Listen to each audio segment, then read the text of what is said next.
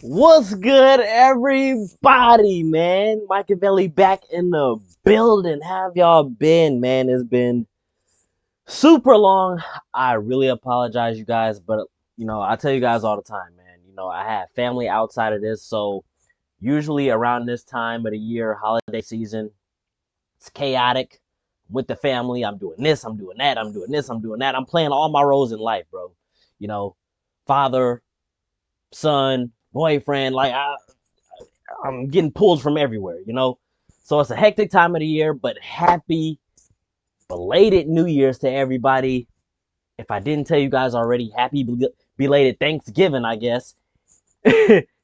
Merry belated Christmas. Like, man, y'all tell me something new. What's been going on with everybody, bro? I miss you guys, man. I really do.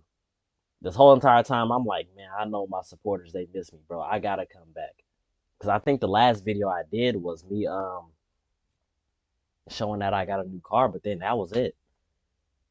Things have been going downhill since. In a good way though. But just, chaotic and being pulled from this way, that way, this way, that way. And I couldn't get around to you guys, man. But I'm back. 2024. It's gonna be a great year. Try to be a little bit more consistent than I was in 2023. And I got some serious things in the can for you guys, man. Like, I'm not gonna tell you guys because I think the last time what I told you guys was I'm working on another channel, so I'm getting the artwork for that already set up and it's close to being done. So outside of that, the crazy thing is, because I'm pretty much gonna be making a channel. Because the only thing was, like, I couldn't decide whether if I wanted to just add on and convert this channel right here, my reaction channel, into a vlog channel, or should I make a vlog channel separate from this, which is most likely what I'm going to end up doing. Then on top of that, man, nah, I'm not even going to say what else I'm about to do, but just know I got some things that's in the can for you guys as far as 2024 goes. I'm making some plans for that right now. And we just going to be moving different, bro. Because like I say, it's gotten to the point where, not that I don't like reacting no more, it's just simply YouTube is pretty strict. So it's kind of like, what can I react to? What can I not react to? Like, one thing may get blocked, one thing may be copyright claimed, whatever. So it's like, dude. But if you guys know me, like how my beginning supporters know me, you guys understand that coming into this, I said, starting off, I'll be doing reaction videos, and then later on down the line, I'll venture off to vlogs, challenges, etc. But yeah, when you think about it, bro, pranks, challenges, nobody even does that no more. So it's like, but anyway, man, a lot has been going on. A lot has been going on, bro, that I couldn't even get around to because so much has been going on. Man, Katt Williams, my favorite all-time comedian, godfather of comedy. He's back again, breaking the internet. This got what? 41.5 million views on this video. And the fact that I'm a huge fan of Katt Williams, I said, why not? This is mandatory. I'm a fan of Katt Williams stand-ups. So his interviews have to be a must. They're mandatory. I can't just not react to it. Because ever since the Wanda oh my God, I might have to react to that because I don't think I ever react to that either. I'm making a long intro, but bro, Katt Williams Unleashed, Club Shay Shay. Let's get it. This is the other side of Kirk Franklin prank. This is the reckoning. 2020. Hello, welcome to another episode of Club Shay Shay. I am your host, Shannon Sharp. I'm also the proprietor of Club Shay Shay, the guy that's stopping by for conversation and a drink today. Ladies and gentlemen, you're going to love him. Some call him the greatest, one of the greatest comedians, dead or alive. one of America's greatest entertainers, one of the funniest men on the planet, world-renowned, multi-talented, a comedy legend. Yeah. He's touring. He's the top touring comedian selling out arenas. Let's go. He's a hilarious storyteller, Let's Emmy go. award-winning actor, voice actor, rapper, writer, on. producer, director, Come icon, on. genius, a national treasure, philanthropist, humanitarian, social activist, a father, one of the great funny men of our generation and any generation, Mr. Katt Williams. Let's go. Thank you, Let's go. sir. How was that intro? Magnificent. You are magnificent at intros, and you did not skimp on mine. I appreciate it. Appreciate that. Very nice. You know, anytime you come to Club Shay Shay, we have to toast. Yes. Bro, you've been doing it. I mean, you're one of the top one of the top touring comedians of all time.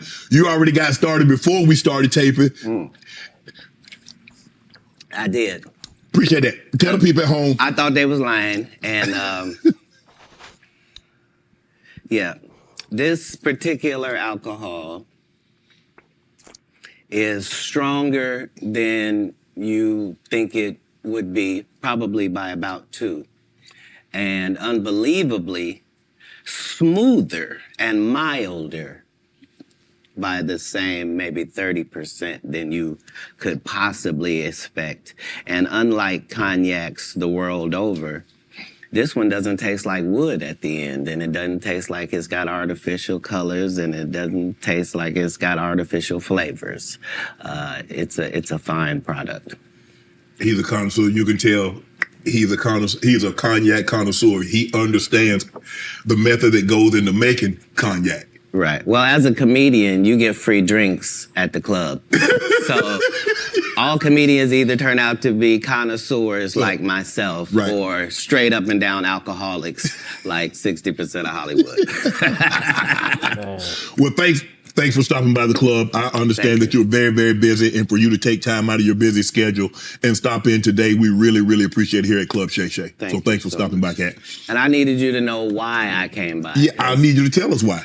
People know I don't go everywhere. I'm not interested in talking to people unless it's like a Larry King or somebody of an amazing ilk that I would actually want to go talk to in real life. Okay.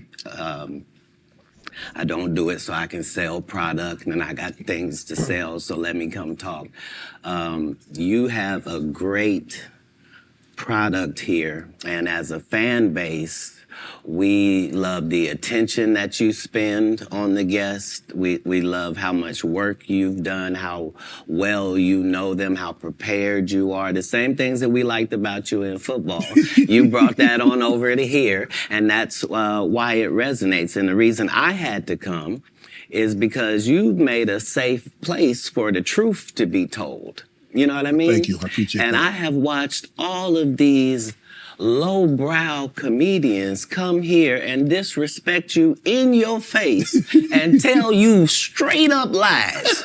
I'm talking about things that have never been heard in all of Black Hollywood. They feel comfortable sitting here lying to you about it. You gonna set the record straight? Are you kidding me? You let Ricky Smiley sit here and you said out that mouth, you stole Friday After Next, the one I was in. I wish all of America fumbled a bit when that happened. And then he said some stuff that we haven't heard in 100 years in Hollywood. You ain't say nothing. This man told you he had Katt Williams' role. He was gonna be Money Mike. Wait, and Katt Williams was gonna be the Santa Claus. Now let's 3 quick points. 3 quick. You mean in Hollywood they cast a 5'5" black Santa Claus that weigh 145 pounds? That's your story. Your story is the Ricky Smiley that couldn't even do curse words because he had a Christian fan base.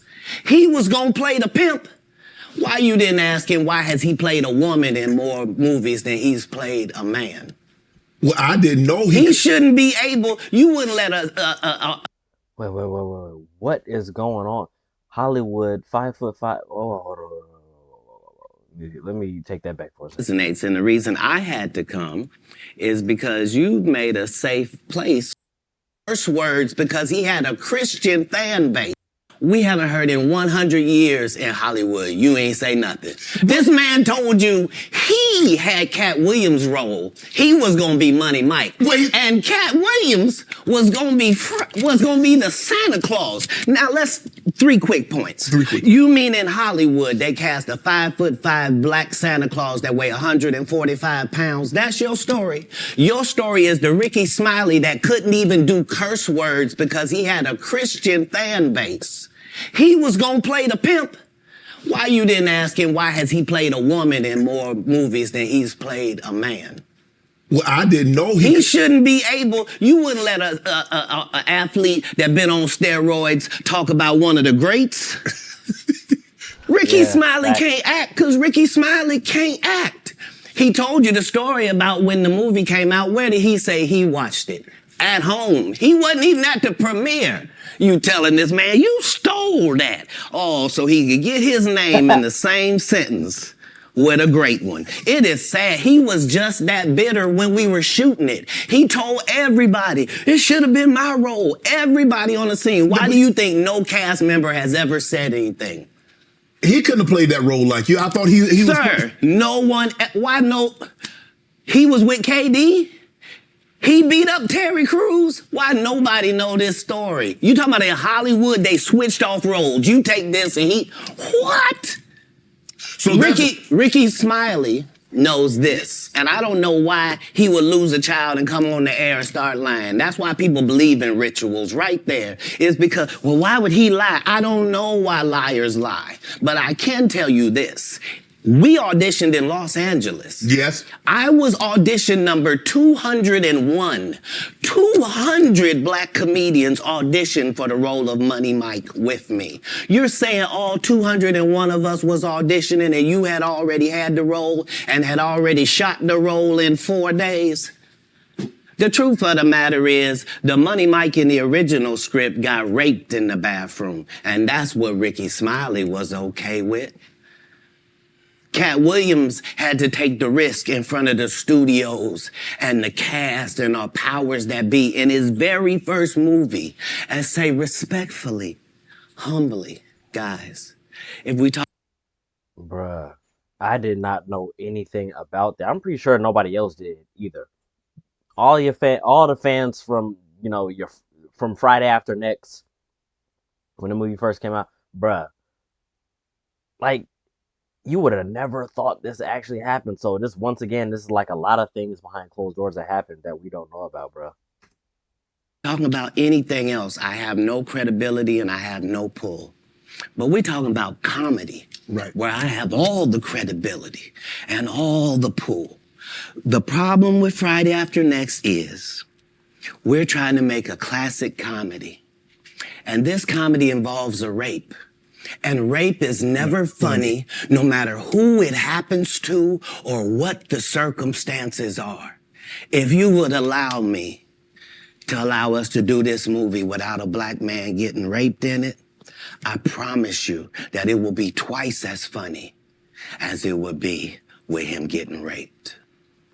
So considering that's the real story, why would you bring up that story?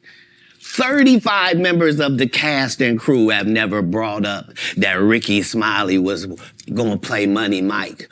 No one ever saw me put on a Santa Claus suit. We got a wardrobe department. They made a Santa Claus suit for me. Why that wasn't in the bloopers? Why? And here's the other thing. Everything that Money Mike said, Katt Williams wrote. So what Ricky Smiley say on his? You can't say my lines, I wrote them. That's how I already know that I'm going to be funnier than you. What he told everybody was, Katt Williams, don't nobody know who he is. I'm on the radio. I'm with Steve and Said. Everybody know me. That's what he told everybody that would listen to on the set. That's the truth of the matter. He was so egregious, not now, then. He was so egregious that, and Hollywood has never heard this in 100 years. He was so egregious, I put in my contract that I won't work with Ricky Smiley again unless he's in a dress. Now, what was Ricky Smiley's next movie? Was Sunday. It First Sunday? What I did tell he you. wear a dress in it? You bet he did. It's in my contract. Why would you put that in your contract, Katt? That's where he's a believable actor. Him and Tyler Perry can't play a man to save their life. They play good women, and I believe that the best actor should be in the best role. So that's why, because when we released that clip and he said that, you responded because he said he was supposed to play Money Mike and you were supposed to play Santa Claus. An outright lie. So that he knows is a lie. So why would he say it? Because he's a liar. Nobody knows why liars lie. And that's why I had to come on the program. Cedric did the same thing. Cedric told you when you asked him, did you steal Katt Williams' joke? Yeah. He said, it don't line up. I heard that several times around that time that happened. I heard that like several times. Like that was another thing that was viral at that time. That, you know, bruh. Yeah. How it don't line up that I did it on TV in 2018. You came to see me at the Comedy Store do it in 2019 and then did it on the Kings of Comedy. Like, what doesn't line up? This is a televised joke that Mark Curry helped me punch up and get to the level that it was. The same Steve that went to go watch Mark Curry do his whole sitcom and then stole everything Mark Curry had. Now Steve got a sitcom where he the principal and he wear a suit and then he gets this high top fade, making all black men think he got the best lineup in the business. And it's a man unit. That was true. Then you asked it, why you not a movie star? I didn't want to be a movie star. This the same Negro that hated on Bernie with this same thing. I didn't want to be a movie star. No, you couldn't be a movie star. There are 30,000 new scripts in Hollywood every year. Not one of them asks for a country bumpkin black dude that can't talk good, baby, and look like 30,000? We learning something about Hollywood. Mr. Potato Head. There ain't none. You would have to have range. I played a lot of characters, 60 movie roles. I'm not playing Katt Williams in there. I don't know, Katt. We might not let you drink anymore the way we... Bro, stop. I don't like how when somebody's telling the truth about something, people will say, oh, that's enough drinking. You had a little bit too much to... Like, whoa, how? This is why people are the way that they are, so naive and so blinded to everything. This is why people are not really woke to the things that's going on in the world. Because everybody feel like if you telling the truth, you drinking. When the truth goes, no. Some things you should know. It's not really, it has nothing to do with alcohol. Like, come on. I'm not fueled by alcohol. I've had a sip, less than you. The truth don't need motivation. I'm just saying I can't let these dudes lie. Cedric's sitting here telling you why he ain't a movie star. He over here look like a walrus. You didn't say nothing. He can't even get his arms off his stomach sitting over here. Why I'm not a movie star. What? It's a situation. He never wrote anything. Remember, when Cedric the Entertainer starts, he's supposed to be singing, dancing, and telling jokes. That's why he's called the Entertainer. Right. We found out he can't sing, can't dance, and doesn't write jokes. He did 4 comedy specials. They're so bad, Shannon, they're not available on Netflix or Tubi. Can I say that again for the audience? They're so bad that they're not available on Netflix or Tubi. You don't think Sam's a good comedian? The world doesn't think that, sir. I have 12 comedy specials. He has 4 specials that are not available on Netflix or Tubi. It seems to me, Katt, that you had a lot to get off your chest. No. You wanted to set the record straight. Winners are not allowed to allow losers to rewrite history. I don't say any of these things if my name is not breached by these people on your platform. If you give a liar a platform to lie, then I'm not being messy by saying, hold on, that never happened, it's untrue, and there are hundreds of witnesses for each thing I'm saying. So let me ask you this. What is your relationship with Steve Harvey, Ricky Smiley, and Cedric the Entertainer as you sit here currently? For 30 years, they're a group. These aren't 3 random guys. The way that Ricky Smiley kept appearing at all of my auditions is because of Steven said he would tell anybody that, listen, they got a gang on that side. They know what it is.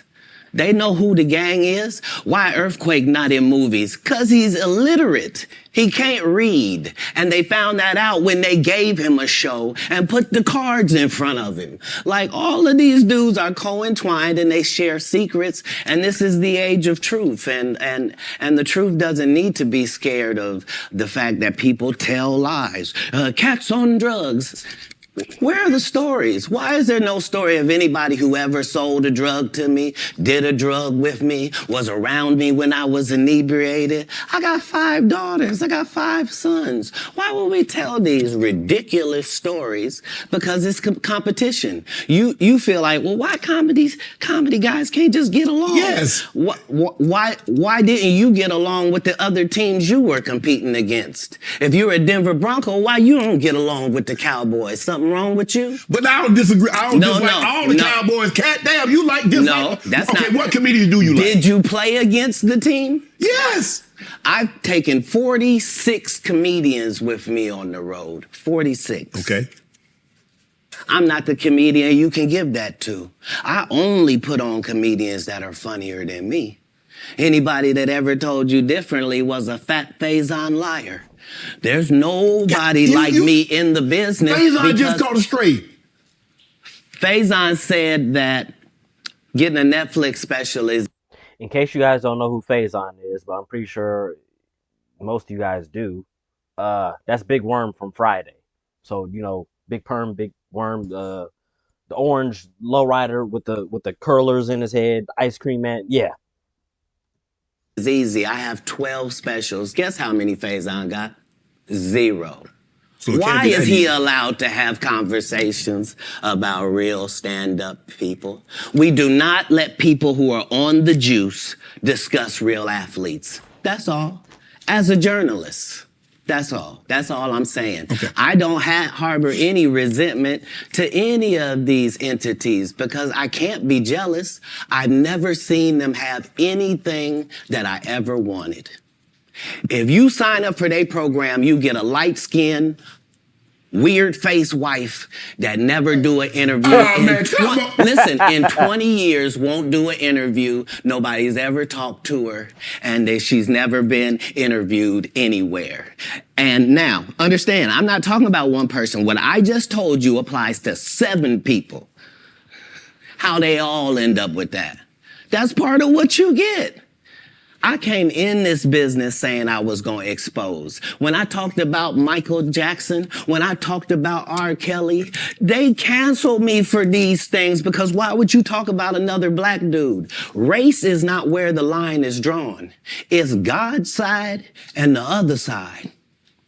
And we don't care nothing about the other side. Period. Period. All of these big dick deviants is all catching hell in 2024. It's up for all of them. It don't matter if you Diddy or whoever you is. TG Jakes, any of them. All lies will be exposed. That's all. And anyone who takes that the wrong way, know why they take it the wrong way. The truth is the light. I need to have another one of these. Amen. Amen. Gee. I kind of get one here. Right. After that, I don't really kind of know where to go. Let me one more time. Right. We good now? Because the people want to know, well, why would he get blackballed? Yeah. Because in 30 years, I've done nothing but collect information, knowledge, and your secrets. So if you and a man was in a corner doing something you wasn't supposed to be doing... You will tell it? No, somebody come to tell me. Okay. I gather that. I value that. I'll pay for that. Come, tell me. I know so many things I shouldn't know, and they all know it. They all know it. Why? Because you don't make me the villain. Not the guy that raises black children and ain't never done a hard drug in his life and don't have no stories of doing nobody dirty. And they'll just go out and they'll lie. The industry doesn't mess with Katt because he didn't show up for the studio.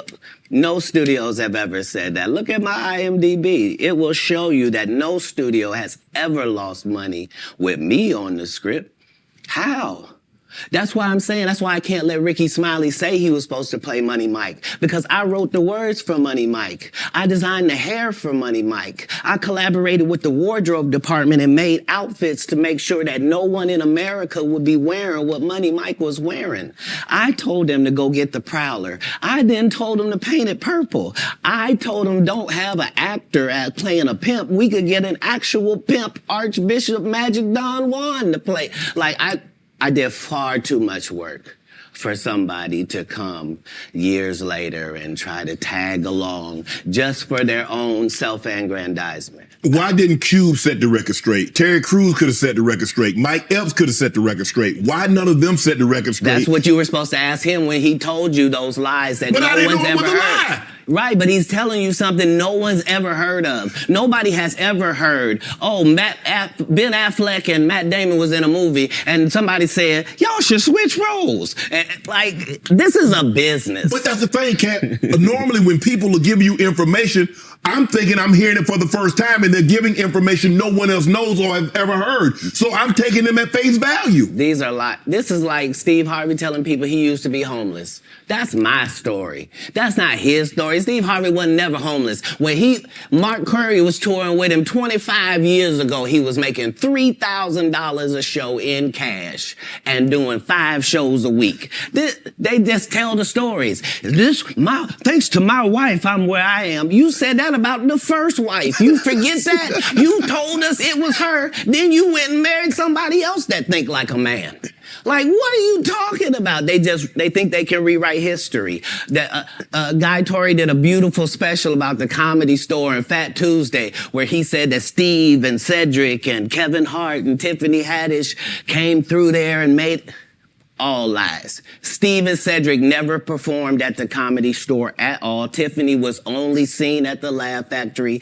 In 15 years in Hollywood, no one in Hollywood has a memory of going to a sold-out Kevin Hart show, there being a line for him ever getting a standing ovation at any comedy club. He already had his deals when he got here. Have we heard of a comedian that came to L.A. and in his first year in L.A. he had his own sitcom on network television and had his own movie called Soul Plane that he was leading? No, we've never heard of that before that person or since that person. What do you think a plant is? Maybe people don't understand the definitions of these words. Industry plant, y'all. He just did his documentary with Chris Rock where he shows you that his whole upbringing in comedy was on the East Coast. Yeah, it was. So how simultaneously was he here in Los Angeles doing the same thing? It didn't happen. It didn't happen. And I hate to seem like a petty individual for picking apart lies, but Jussie Smollett gonna keep lying until you say we don't believe you. Like, it's important in the checks and balances of the universe that liars not get to make complete narratives for themselves. Are you not afraid about being blackballed again? These are some power people. What do you mean again? These people are not powerful. Satan can't create anything. That includes blessings for his people. That's why, do you know what the #1 job of somebody that sold their soul in Hollywood is? What? Is to act like it didn't happen. They all do the same job. Why do you think Gary Owen can't cross over and he already white and been in comedy for 25 years? If what I say ain't the case. It's a cabal. It's a consortium. They rock with who they rock with and they don't with who they don't. But I'm not scared of being the competition any more than you were when you lined up across from a superior team. Yeah, on paper, they're a better team. Right. They have all the assets and resources and we don't. But let us get on the line, boy, and see if that factors in. I guarantee you it won't. Wow. Because Shannon Sharp got to be a different person than that other person. Absolutely. And he always was. That doesn't change when I change teams. That remains the same. That's how a legacy is built. So all of these shortcut takers, they canceled me for talking about Harvey Weinstein before the thing came out, but he offered to suck my penis in front of all my people at my agency. What am I supposed to do? He did all of that. I'm thinking I'm the only black person on the script. I get there, there's 3 other black guys on there. Woo. Huh. So you wonder what they did to get that. I told him no. What y'all do? And this is why when I walk in a room, heads go down. Behind my back, I'm nothing. I'm just a regular old comedian that's bitter and jealous. But in my face, no, no, no. The king has walked in and they have to respect it only because I've not taken the shortcuts. I've not been funded. They pay you to not talk about things they don't want you to talk about.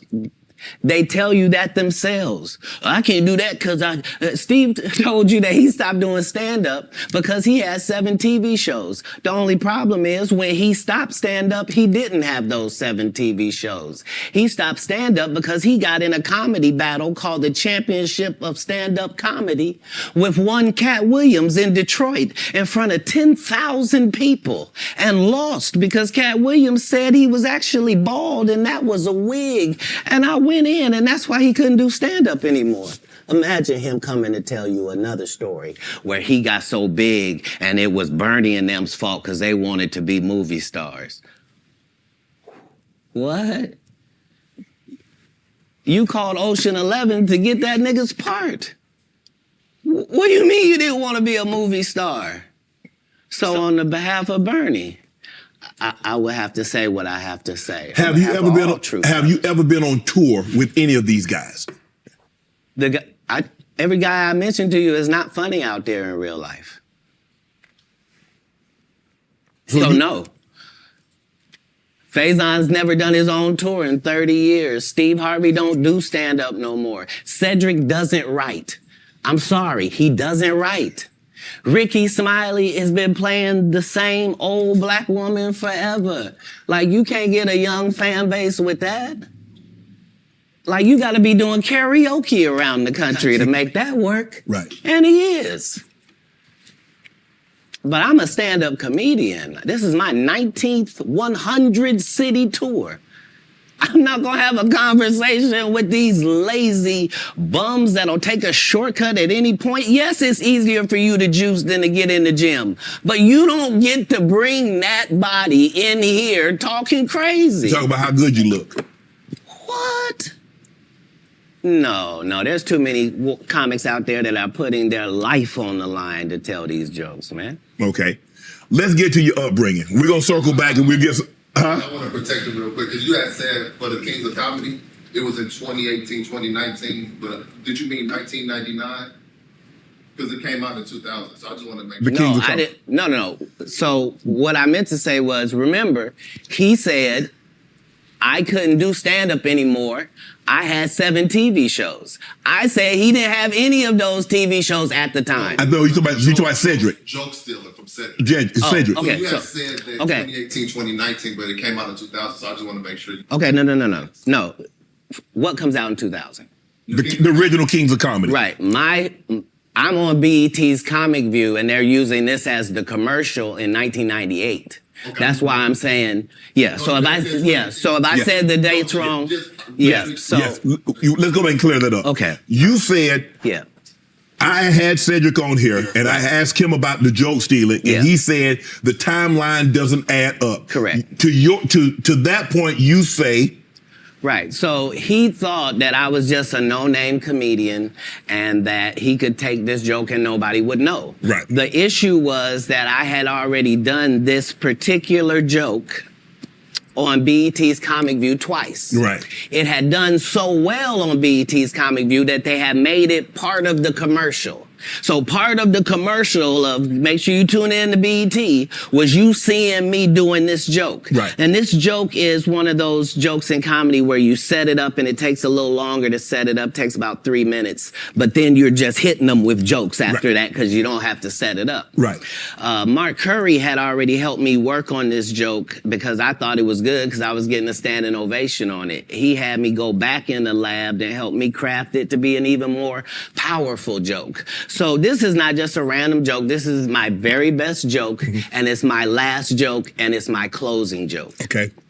1998, I'm doing this joke. It's on Comic View. Cedric comes to the Comedy Store. He watches me in the audience. He comes backstage. He tells me what a great job I did and how much he loves the joke. 2 years later, he's doing that as his last joke on the Kings of Comedy. And he's doing it verbatim. He's just changed my car into a spaceship. Him and Steve had already apologized for me, so I gave him a pass for a decade. Why would you sit here and be like, I saw Katt 30 times, and Katt didn't do, as I stand before you, Shannon, I would have bust Cedric's stomach. There was nothing that would have kept me from one of these in that patch right there. Like, are you kidding me? Why would you downplay me like that? Why did I give you a pass if you were just gonna lie? And so that's what I'm saying. Like, they're all a group. Cedric, Steve, Ricky, they've been a group. Everybody knows that. They've been aligned. And there are these alliances in comedy. And if you stand against them, then they sometimes have a problem. But we don't let that change the content, because that's all you know me for, is that I'm quite likely to tell the whole truth and nothing but the truth, so help me God. Can you believe we're this deep into the NFL season? We got to make every second count with DraftKings Sportsbook. That's another thing too, y'all. I don't know if y'all noticed, but I'm pretty sure that as long as this video been going on since we've been watching it, I'm pretty sure y'all figured out by now that I don't have no ads. So basically what I'm saying is I paid for the premium, the $18 a month or whatever it is, for uninterrupted ads. So I don't get no ads. So whatever we react to, we get no ads. You feel me? You can make the most out of every game day. Bet on your favorite teams for a shot at winning big bucks. Because I just looked at it like it was annoying for us to react to something, for me to react to something you guys watch, and here it comes with that. And then some things got, even though it might, for example, might be like a 5-minute video or a 6-minute video, like 4 ads in here. Like, what the? So, yeah, man, had to get rid of that, man. In Ohio, what was Katt Williams' upbringing like? Your parents were Jehovah's Witness. You were a prodigy. You were brilliant. You talked to me that you got accepted to college at 7 years of age. You could read fluently at 3 years of age. So having that kind of knowledge, having that kind of prodigy, what was your upbringing? How was it? How was life as Katt Williams coming up?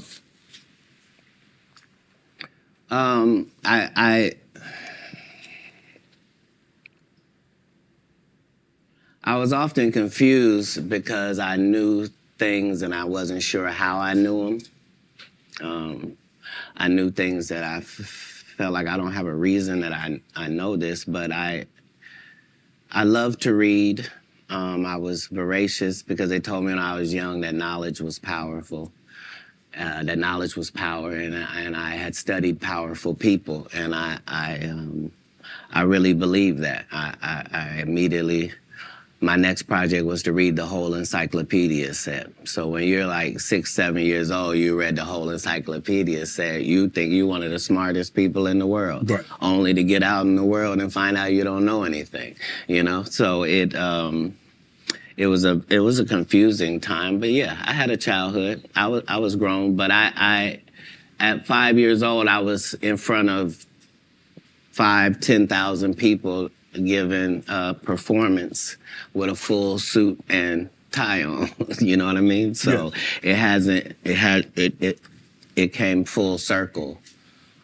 For my life, I knew that the applause and the giving of information and laughs and truth to people somehow benefited them and also benefited you. And yeah, so when they would ask me what I wanted to be, everything that I would say that I wanted to be was something that didn't exist. And they would never give me credit for it because I needed to say a doctor or a lawyer, but that's not what I wanted to be. So your parents weren't as supportive as you would have hoped because you were wanting to be things when you got older that they had no knowledge of or it didn't exist at the time? No, it wasn't that. It was. I'm saying I'm almost 100 years old right now, but if we go outside right now, I can run a 4.340 or sub. I can do a 4.16 if I'm. Oh, there's Jimmy John's across the street. We can order a sub. But oh, you've been on the submarine. That what you sub? So back then it was even greater. So you got this guy that all the coaches want to play. Man, Cass, I don't do that. Hold on, because I'm 5'5" in the 5th grade. I've been this high my whole life. Like there was a portion of school where I was one of the big dudes.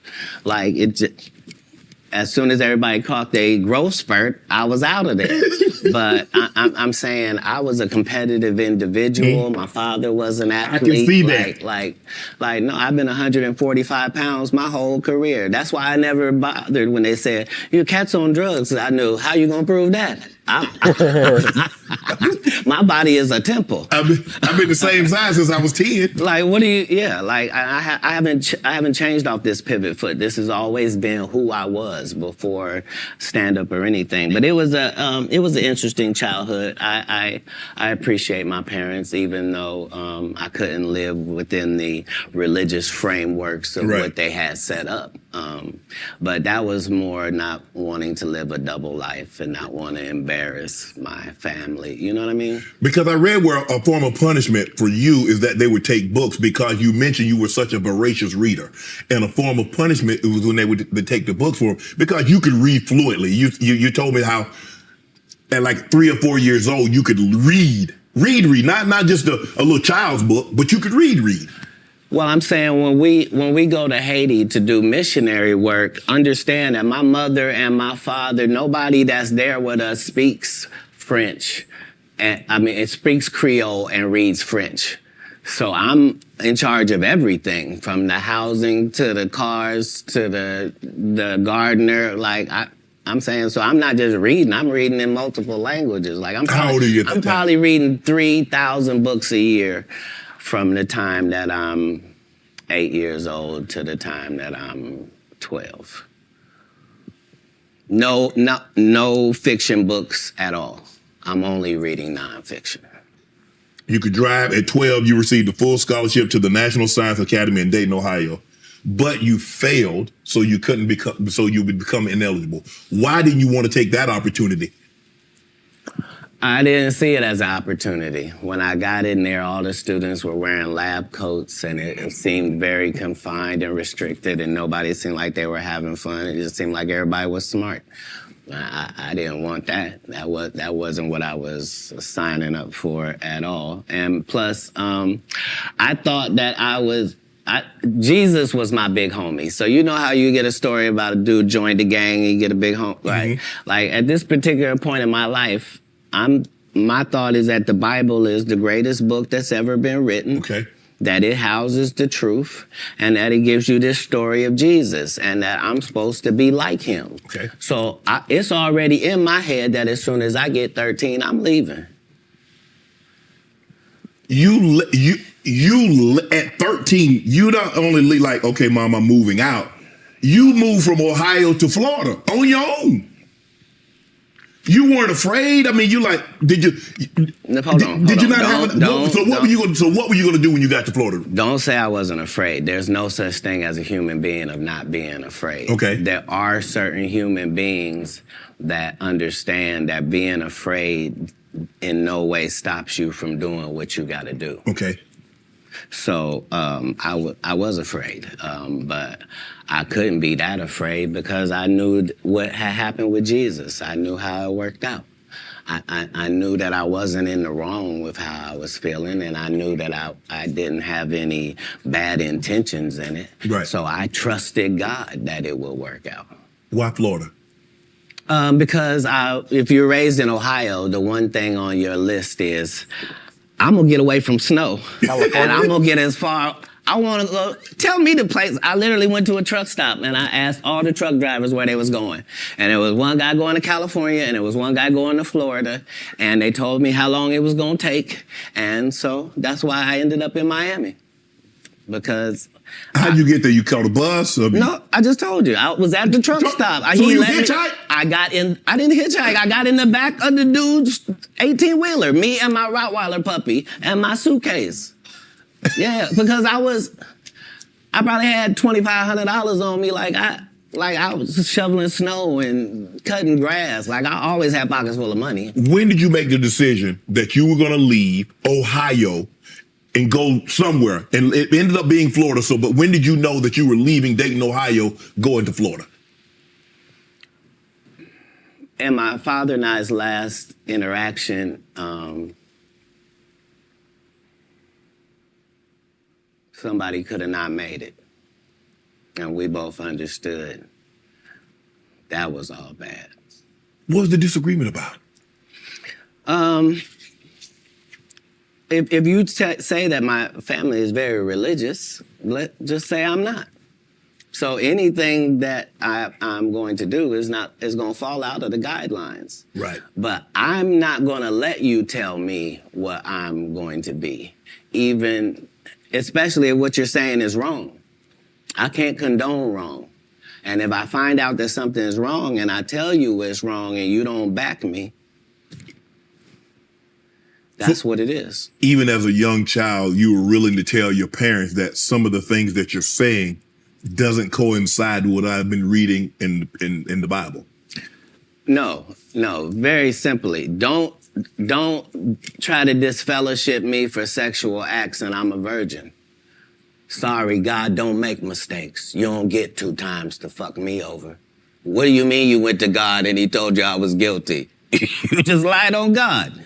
So long. That's it. There's no conversation. Deuces. That's what it was. That's when you made the decision. After that conversation right there, you say, "Nah, I can't live under this roof." It wasn't a conversation. It was an altercation. In the altercation, I love my father. My father loved me. But we are 2 men at it. It'll never be the same again. You can't sleep comfortably around me. And I can't sleep comfortably around you. How similar are you to your father? I don't know. He's a great man. I'm saying because it seems like y'all butted heads. Right, but I'm saying that generally happens with a father-son dynamic. It was just that religious relationships are always difficult in families. They always are. Before it got to the point, because the dynamic, he's father, you're son. Before that dynamic and you step up on his level and you challenge him, you felt it was best for you to leave. No. I'm not being challenged. I'm being beat to death. Oh, he was abusive. I didn't say that. I said we were in an altercation. I see what you did there. I saw what you did there, Katt. Bro, Katt is a G, bro. I like how he... Yeah, I like how you did that. I saw what you did. You was in an altercation. You didn't say you lost. You said you was in an altercation. He didn't even say that. I in no way gave you the impression that I won anything. I'm the one leaving. I'm out of bounds. This is his house. Right. Mm-hmm. Yeah. So as long as I'm going to be under his roof, there are certain things that I'm going to have to do. Right. And the only way that's going to change is either this or that. And I'm saying I had 2 younger brothers. Like I'm not an unreasonable person. Like I don't have any mental issues whatsoever, despite what they lead people to believe. You know, I make pretty good decisions. Were you not? So how was their relationship with your father? Were you not afraid to leave them? Well, I asked because it went all the way to the actual department, so it was actually going to be something.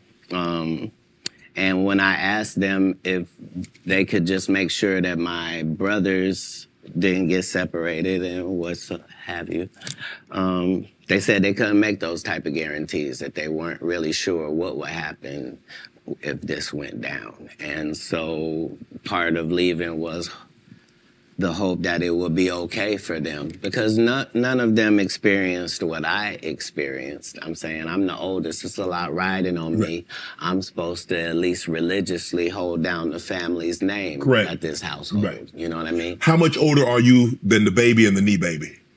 Like a lot older. Like if I'm, 12, 13. Yeah, they're 5 and in Pampers. Wow. You go to Florida. You tell the story of you were homeless, and Right. somebody else told the story, said they were homeless, and you said they hijacked your story. Now I don't. At 13, I shouldn't have to tell you I'm homeless. I'm in Miami, Florida. I have no family members in Florida. I couldn't buy a house if I wanted to. I couldn't get an apartment if I wanted Correct. to. I don't have a credit history. Like, this is not a stretch for me to say that I'm homeless. I'm living in a park in Coconut Grove. The park still exists to this day. For 8 hours a day, I would get up and go to the library and study for 8 hours a day to increase my education. And then I would leave out of there and go to the marina and steal car radios and make $2,000 almost daily. Like, I had a routine. So you really could have played that old thief in Santa Claus. You could have played it. No, the Santa Claus wasn't a thief. The Santa Claus, you can't tell me. I read the script. Ricky Smiley told you he didn't read the script. The Santa Claus was a crackhead. He just had that outfit on. That's what I couldn't have played. Okay. Like, I couldn't have played a black guy that got raped in the bathroom. Right. So at any point in time, did you like, man, I made a mistake, man. I should have stayed my butt in Ohio, man, because this ain't what I signed up for. I didn't experience anything once I left home that I hadn't signed up for. If anything, it saved my life. Me being homeless for that small period of time allowed me to see all of the people that were in that situation, and to see that these were lawyers and doctors and teachers, and that these people were white and black and Asian and Indian and No lie, bro. That is real. Because there's a lot of homeless people out there you would never even think would be homeless. Like, imagine your favorite rapper, whoever that may be, right?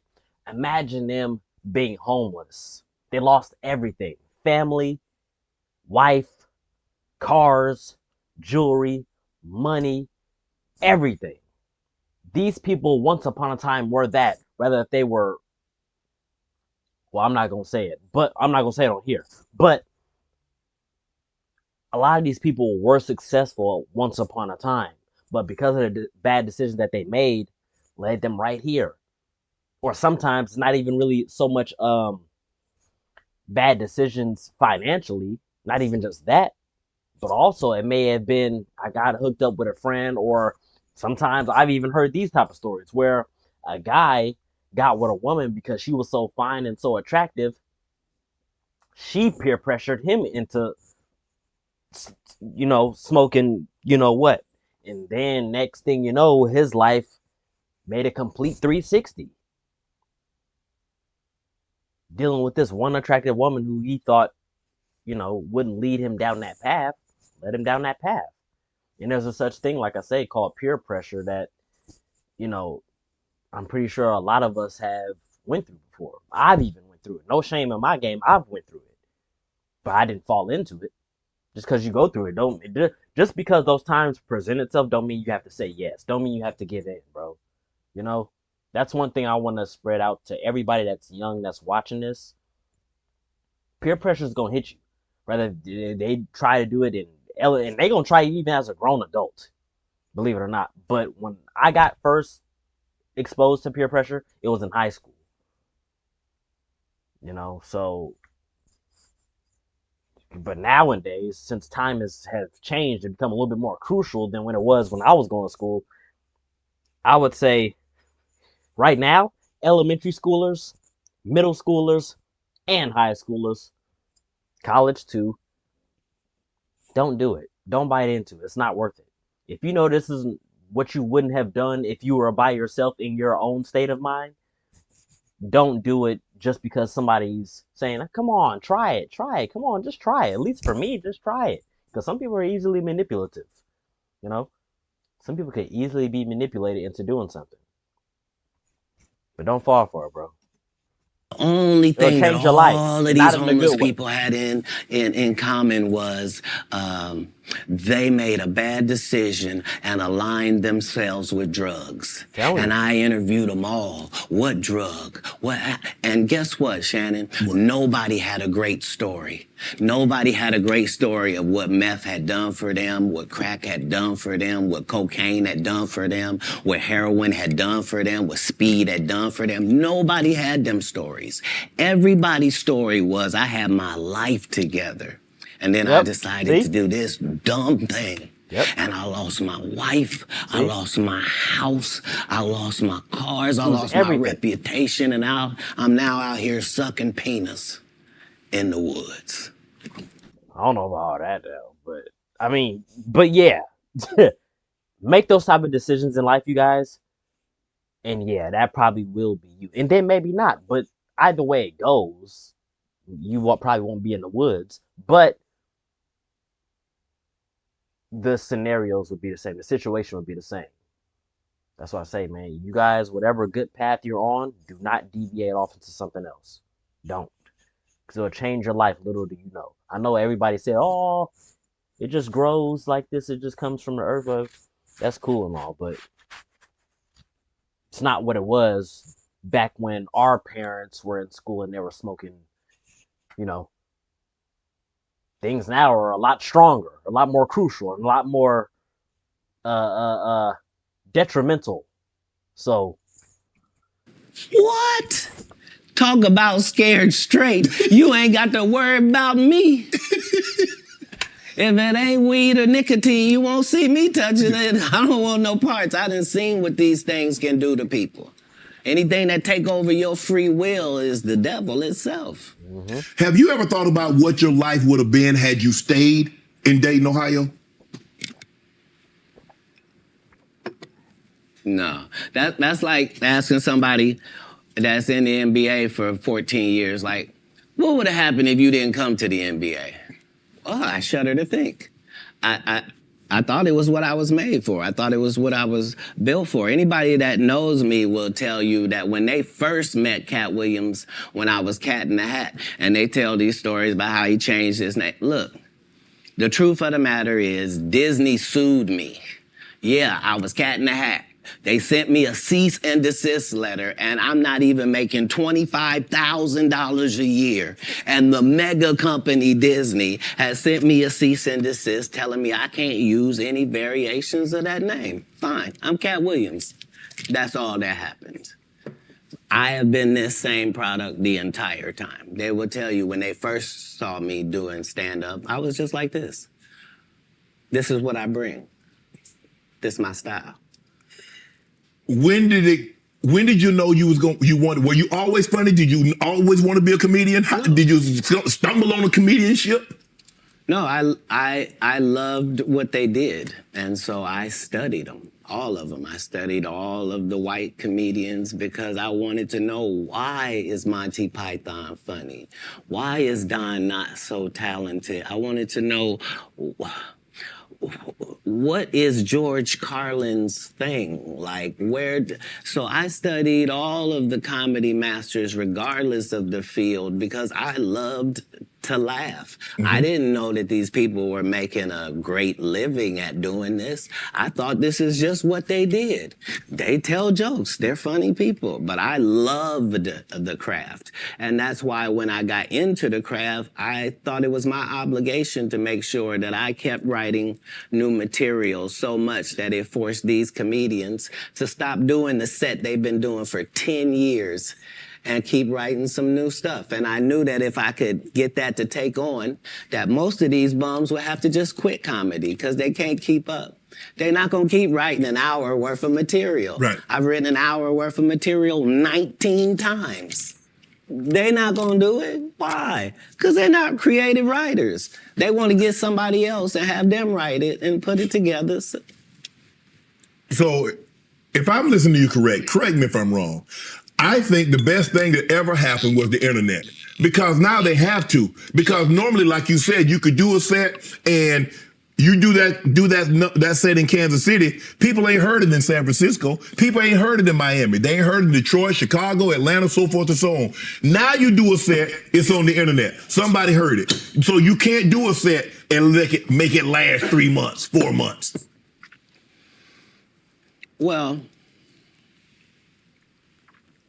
it doesn't allow the regular comic the ability to grow is the real problem. Like, the part of comedy is me taking these jokes in January, and by March, I've begun to craft this joke. Okay. It's not as simple as it was. When I wrote it, it was just da-da-da-da-da. But now it has the complexities of the fact that I'm having to deliver this to an East Coast audience, a down South audience, a Midwest audience, a Utah audience, a Colorado audience. And so it begins to take on a different complexion because you're having to deliver it to different people. Okay. And so this is what sharpens your joke. You then take those sharpened jokes and make a special. Not you just randomly take some. Mm-hmm. So it's a process. You don't allow them to process if the first time the guy did the joke, now that's his joke and the joke is everywhere. That just sets it up for people to steal. So how many times must you tell a joke before you master it? How many times have you had to sleep with a woman before you're done with her? That's not fair. If it's great, never. if it ceases to have usefulness, so it has been spoken. Right. I read that you was raised in Florida. You had some help, some ladies of the night. No. That's not true. No, that whole story doesn't take place in Florida. That story takes place in Oklahoma City. Okay. So after I'm in Florida, I then join, I try to join the Marine Corps and they won't accept me because I'm too young and I've lied and told them I'm 16 and my family's moving down and I don't have my ID, but it's coming. And so they let me go to the boot camp, That's not gonna work now. Okay, so I've learned that lesson. Right. So then I get this job selling stuff door to door. Across the country. And so I've been to all 50 states. Again, I'm 14 years old. So I did that. While I'm doing that, one of the places I'm at, I'm in Oklahoma. Mm-hmm. And I've decided I'm going to stay here because of meeting these ladies that you're talking about mm-hmm. and that situation. I don't know at the time why that's important in my life or why it's something I should be doing or any of that. But now later on, it certainly helps me in formulating Money Mike for Friday After Next. Right. And a pimp named Slickback for the Boondocks. Oklahoma, so San Francisco, Oklahoma, Sacramento. From Florida, you moved to the West Coast. So you traveling. When did you set up shop on the West Coast? How old were you then? So I guess I'm 18 or younger, and I once I have a child, I realize that I can't. It's a lot of things that I could use to make money that now is a no-go. So anything with street aspirations that I might have thought about pursuing or been good at, I now am a single parent and I gotta redo this thing. So I need comedy to really work out for me. Right. And me and God go into extreme conversation where I'm explaining to him that I'm a crash out dummy if he don't send me a lifeline. Like I need something I can hold on to. Before I had left Florida, I did stand up one time because we was trying to get in the club. I didn't have ID. So I said I was a comedian. They ended up having me do 5 minutes. But I kept that in my head that I had done that. When we get to Oklahoma, they're having a competition for stand-up. And if you win, you get to go out on the road with Jeff Foxworthy and Dan Whitney, who is Larry the Cable Guy, and Richard Jenny, and these great comics. You get to open for them. And once I did that, I realized, okay, as a comedian, I'm like way behind schedule. I done started this too late. All the funny guys are already funny and known names. Like, how am I going to progress? So I realized that I do better with a white audience than I do with a black audience. And I'm not sure why that's occurring, Okay. but the white audience likes me more. That's interesting. So when I moved to Sacramento, it's because Sacramento has a white and a black audience almost 50-50. That's Okay. almost the makeup of Sacramento. So I live in Sacramento for 2 years until I get to the point where I am equally as funny if the room is black as I am if the room is white. Okay. That's not enough. Now I need to be one of the good ones when it comes to black comics. Mm-hmm. So now I have to move to Oakland, and that's what lands me in Oakland for 3 years. Once I have dominated male black comedy in Oakland to my liking, now I'm prepared to go to Los Angeles now. Now I know you can't throw me any curveballs. If it's a white audience, if it's a black audience, no matter what they are, I'm prepared to deal with all of the audiences. Do you write jokes according to the audience that you're going to be in front of, or is your joke universal? Well, in the beginning, part of my framework is that I'm tailoring every show to this audience. Okay. And that's how I was able to show my range and show that I was better than my competitors, is that I'm Katt Williams, but I was still doing clean comedy. So I was still going to churches and doing 45 minutes of stand-up at the church with no curse words, no sex, drug material, no none of that, just straight stand-up. And then I was doing everything else. And At the regular club. Yeah, that was the range, is that when in Rome, do as the Romans do. So that's how I started. But as you begin to get better, you begin to be able to speak to your entire fan base. And that's really what's been helpful, is that I've been having the same conversation with my fan base for 12 comedy specials. Is that what set Katt Williams apart? Is your range? Is that you can do a comedy, do 45 minutes in the church. I can go to a comedy club in front of 250, or I can go into an arena with 15,000. That's range, because everybody can't do that, Katt.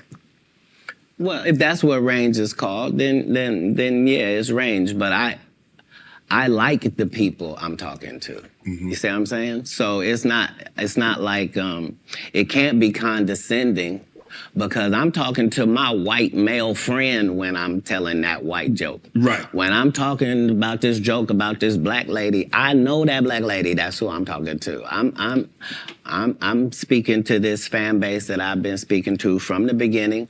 I already told them what I was on when I first came in. I told them they was gonna come after me. They was gonna cancel me. They was gonna say terrible things about me and try to mess my life up. I said that coming into stand-up.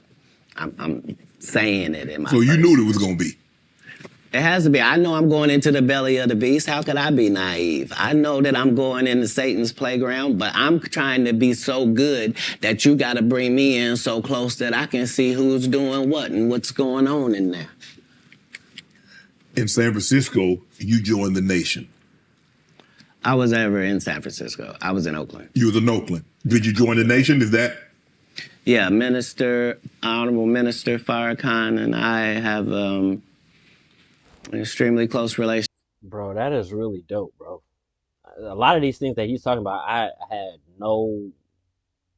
was not aware of at all. He refers to me as one of his sons. So, yeah, I spent a particular period of time.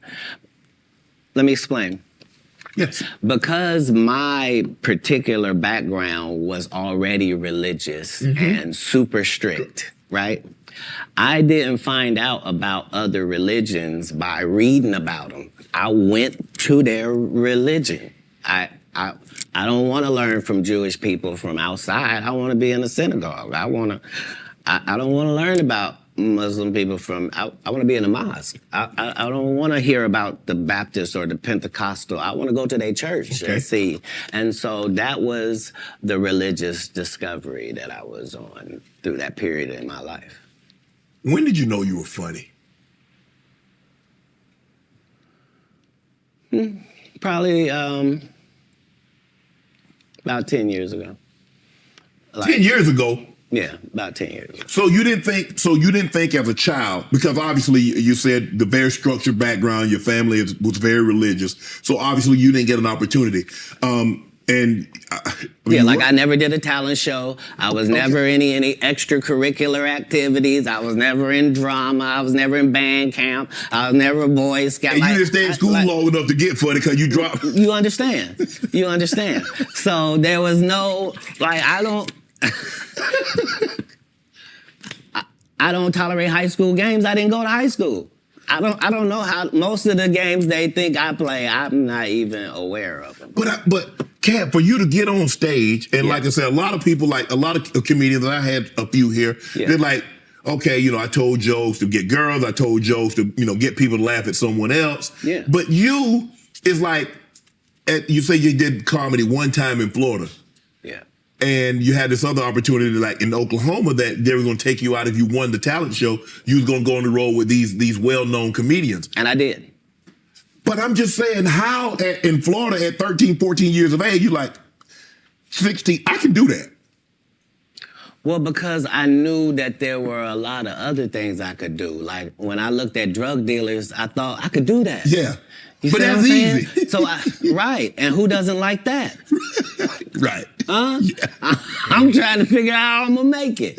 But now that I gotta do it on this side, but no, your question was, when did I think I was funny? I never was my biggest fan. To this day, I'm not the biggest fan. I'm a fan of comedy. I like great comedians. Like, I like Chappelle. I like Patrice O'Neal. Like, I like the greats of comedy because I do. Like, I like Ron White. I like Bill Engvall. Like, I know comics. Like, people that did the craft, they raised me. I was touring with Steve Marmel and Richard Jenny and real journeymen. Mm-hmm. So my comedy upbringing was standard.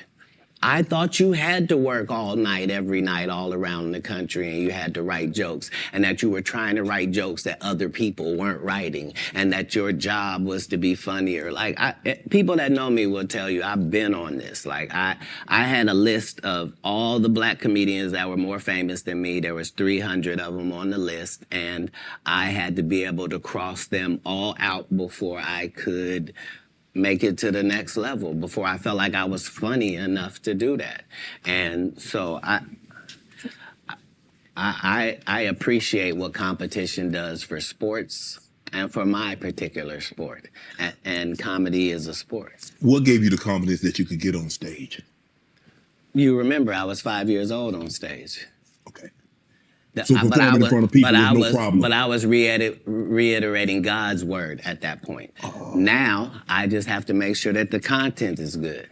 If the content is good, what part can I not do? I'm a vessel. He's given me these gifts to be able to do certain things, so I just want to utilize them in my craft. That's all. Do you remember your first set? Mm-hmm. How long? 5, 10 minutes? No. I think 3 minutes. 3 minutes? Yeah. Standing ovation, boos, some applause, some jeers? No, none of that. They applauded like I was a professional at it. But now looking back, I understand. Because you gotta understand, they were all thinking, he don't even look old enough to be in here. And we don't have any black guys that live in this town. Right. Where did he come from? And then he gets up there, and for 3 minutes, he's talking about the fact that he is the entire black community. Right. And he is as disappointed in them. It looked like they looking for where the rest of them is. And so is he. And that was his set. But I understood from that point that the truth is really the commodity, and the fact that we are all individuals and all separate and all our own islands, but not in real life.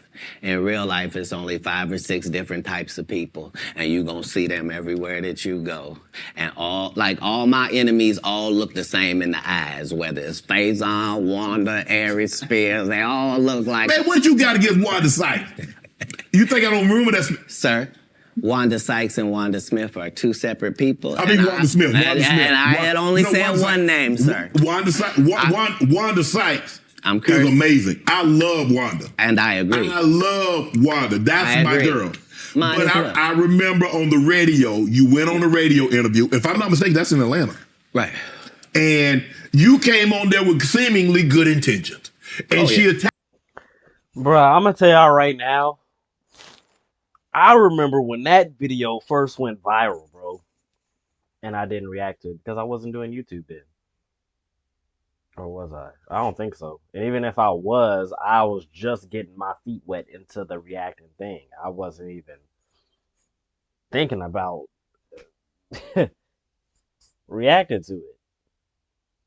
But I might still react to it, even though I've seen it before. I might still react to it just to probably give you guys the backstory for the people who haven't seen it, but you guys can still go watch. All you have to do is punch up Katt Williams interview V103. Then it'll pop up. Then you guys can watch it. Because that's another thing too. I could react to it even though I already seen it, but at the same time, what's the point of me reacting to it if I already seen it? And you guys will get my honest reaction out of it since I've already seen it. And more than once. So, Tagged you.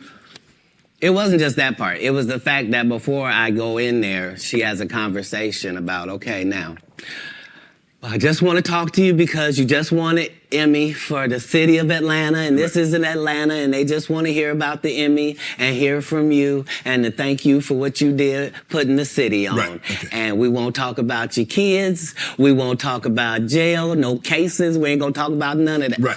And immediately gets in there and goes the opposite way. You can't flip up on me because you're an inferior comedian. I'm going to destroy you, and I'm never going to call you out of your name. I'm never going to say anything disrespectful to people that look like you. It's a very thin line I got a call, but this lady is trying to embarrass me in front of a largely homosexual fan base. That's why she got canceled. Gay people don't take it kindly that you would, as a derogatory, call me gay. Gay people don't feel like it's derogatory. So why are you trying to shame me with something in a community I don't even belong in?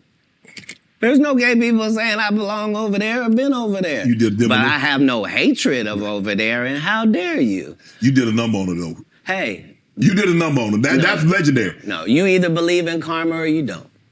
Because I didn't even know any of the stuff that she had done to my fellow comedians until afterwards. I just know that it was a setup. Right. And remember, they tried to kill me this same I remember that too. Not in jokes.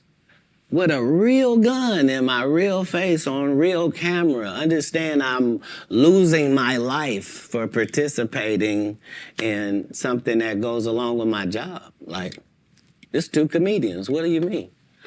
And the world was okay with it because it was me. Had that happened to anyone else, the world went crazy when Will smacked Chris. This is a person pulling a whole gun on a comedian in the confines of their job. It's really a weird situation when they hate you that bad. Yeah. Yeah. You felt she hated you at that moment because you mentioned that she said it was going to be very professional. Oh, you won an Emmy. Congratulations. You put the city on. You own for the city. Yada, yada, yada. And now, did she mention anything about the Emmy on camera? I believe you saw the video and you know that none of that took place. See, the issue is that all the comedians have to come do these radio stations because you have to sell your tickets. And so that means you have to go to the radio station. Yes. I don't go to the radio station and I don't make posts to sell tickets. I just don't. So you've not seen me. I'm not here in some subservient position where somebody sent me over. You here out of the kindness of your heart. You are. No, I'm saying in the interview yes. situation. Yes. Yeah, right. For sure. Yeah, and this person knew I wasn't there for that it's... But how hard, because you have to understand, she is a female. And so you have to be careful. You have to handle her with kid gloves. Sir. You want to go ahead and take that out? You don't want to be against equality, do you? No. What you just said was very unequal, sir. But I think maybe you've had enough of this. Because I think I just heard you say that women are not equal and should be treated unequally. They want to be treated. You mean equal. as a comedian? No. Listen, you understand and I understand. Yeah. In certain situations, they want to be treated equal.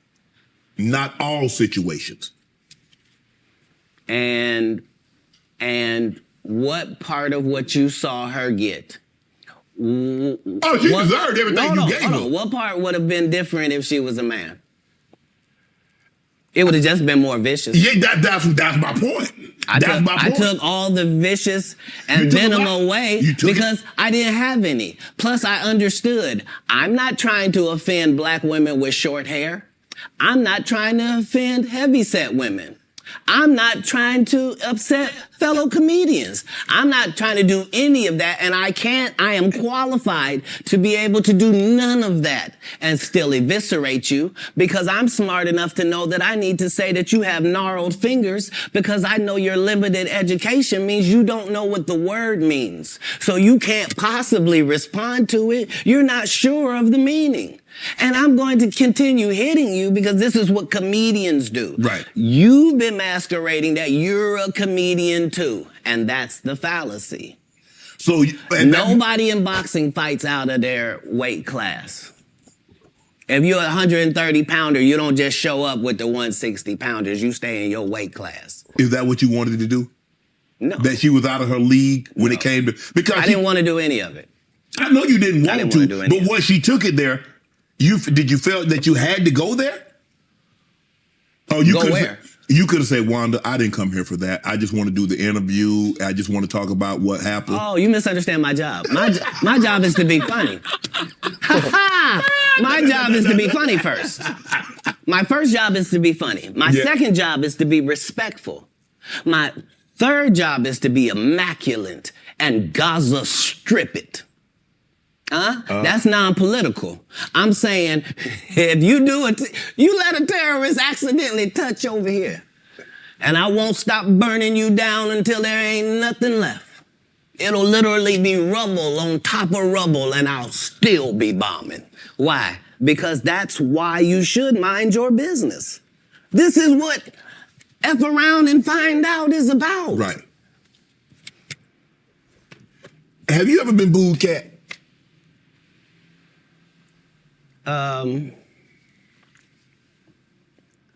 Yes.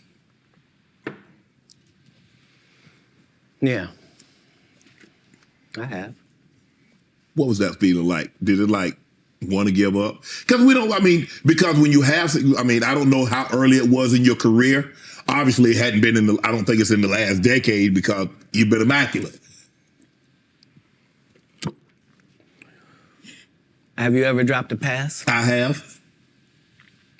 I've been booed too. You know the little segment between everything is fine and I got it, and then you noticing where it is now? Mm-hmm. Yeah, it's that. The thing about as a comedian, the audience's opinion is the only opinion that matters, not you, the writer, not none of that. And so I don't think any comedian has ever been booed unnecessarily either. They deserve it. Oh yeah. I'm saying, what do they say when a guy shoots the air ball in the NBA? They say air ball to make sure everybody knows. But again, he still got to get back on D. Right. Like the game didn't end. He don't get to throw his hands up and sulk. Right. That's supposed to be used as a learning experience. Most comedians don't get booed enough. I mean, this is how you end up with a Michael Blackson who's a real African doing a fake African accent. Okay, this guy is mad at me. All I did was give him the best advice of his life. Remember, he was... Wait, what? I did not know Michael Blackson had beef with Katt Williams. Wearing dirty dashikis. And I told him he needed to dress to be in the position that he's trying to say that he's in. And if you're the African king of comedy, sir, there's actually comedians in Africa doing comedy. If you're going to say that, you got to go to Africa and get a school, dude. Everybody got, you got to put in some work. And these guys, they take my advice, they change their whole persona, and then they hate me for it. And generally, I'm just too big to comment or make a statement about it or do a live or any of that. But when it gets to be a whole grouping of these guys, I gotta come and talk to Shannon. I gotta lay it down at the altar. You know every comedian. This is the other side of Kirk Franklin prank. This is the reckoning. 2024. The reckoning. You watch that. You know every comedian that's been on my show. You watched every episode. Cause No, you know, that's not what you said. You said I know every comedian. You know every comedian. You're limiting me. Oh, you watched every episode because you know things. You know things. That's always where I'm trying to come from, whether it's comedic or otherwise. That's why even if you see me get arrested 10 times in a row on TV, as a fan of mine, you can be like, he finna be right out. Yep. Yeah, but they just said he didn't do it. He couldn't have. It's stupid. Why would he do something stupid knowing he got to come back and talk to us? Nah, they respect that every time it happens, I'm going to be free as a bird sitting out here talking to you about it, that it really was what I said it was. That's all. You end up, you come down, you're in L.A. Yeah. Now, I'm reading Katt Williams won Cedric the Entertainer's Anheuser-Busch Best Los Angeles Comic Award. Did you win that award, won Katt Williams?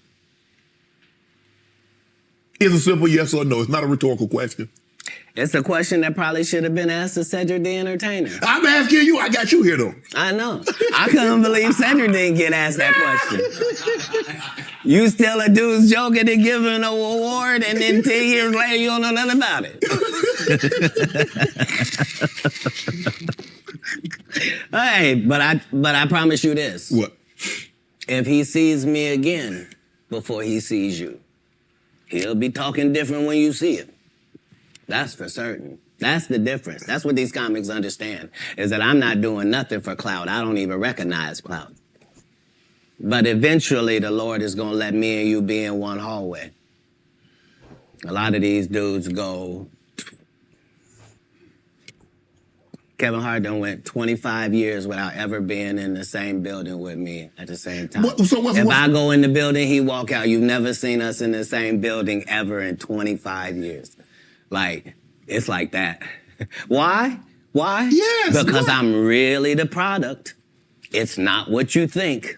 I am never under the influence of anything. I'm always in my right mind. I'm always a physical specimen. And when you see me, I'm much, much bigger than you had thought. I have far less play in me than you would like. And I'm relentless. I'm out there. I'm still, to this day, I play 11 games of basketball with a 20-year-old. The record is 92-6.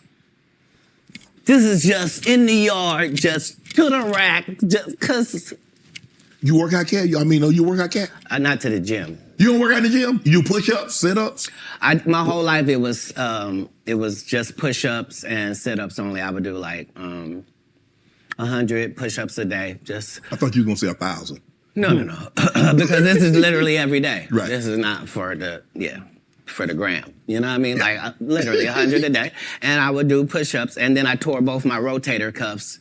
And so it was only thanks to golf that I was even able to get my You a golfer now? back. I've been a golfer for quite some time. My short game is impeccable. I can't get you but 2 and some change off of the tee. Off the tee, but I'm still coming in for par guaranteed. You playing for the tips? No. I've found that you don't get anything for that. It seems very egomaniacal. They go, hey, Katt, for free, you can go further back. Hey, what? Wait a minute, does it still count the same? Hey, I'm up at the ladies' tee. Don't tell me my pronouns. On the golf course, I'm she, her, him, them, and they. Whoever at the front tee. I know we're joking, we're having a great conversation, but you did win the award. How did the award help your career? It had to help something, Katt. Nope. God, come on, Katt. I didn't remember it happened till you just said it. How can Cedric give you an award that was worth something? Everything Cedric and Ricky Smiley ever been in got canceled for not being funny. Ricky sat here and told you that they cut him out of every movie he did. They always had a reason. Like,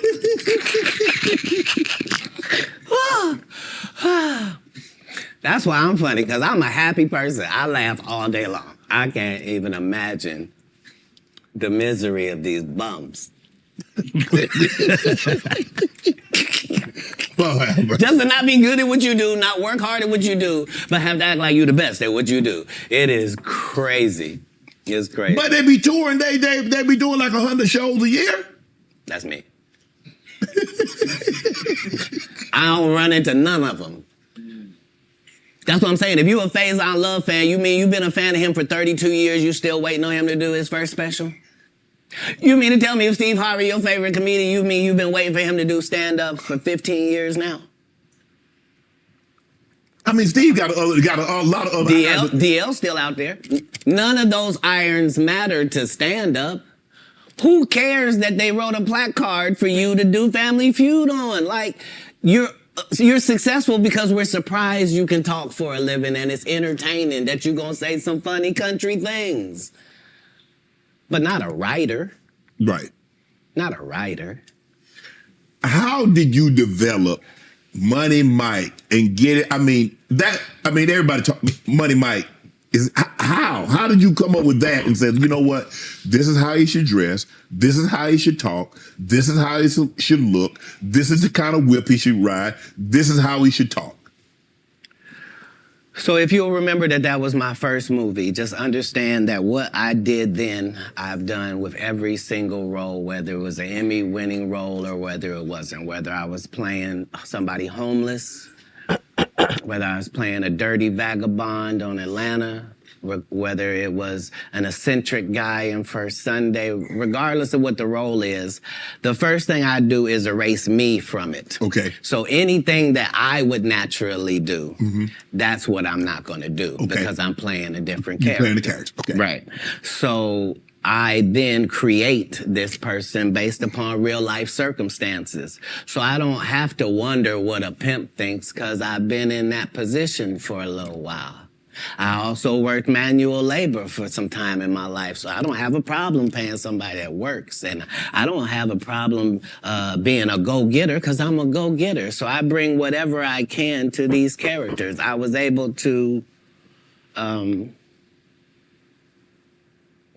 first week that I got the script, there was a pimp guy that used to be a pimp, but he wasn't anymore. He was a rapper now, and his name was Mac Minister. And he had been a pimp and was going to be a rapper. And I had never done a movie before. I was a stand-up, and I'm getting ready to do the movie. And so I was able to craft what a real pimp was like, what was too much. I didn't want to be stereotypical. Right. I did the research. I saw how many times people played pimps, and they were always... It was always something weird about them, right. I guess, because it's a weird job. You know what I mean? Right. And I wanted somebody that didn't seem like none of that. that he really thought it was a business and treated it like that. And so, you know, adding those levels to acting is what all actors do if they're not Steve or Cedric or Ricky. Like, you're trying to create a character. You can't just be Faison in every movie. Like, you're just gonna take your shirt off on every movie? Like, why does it say that in your script? Man, let Big Worm live. Let him breathe, Katt. Let Big Worm breathe. Stall him out now.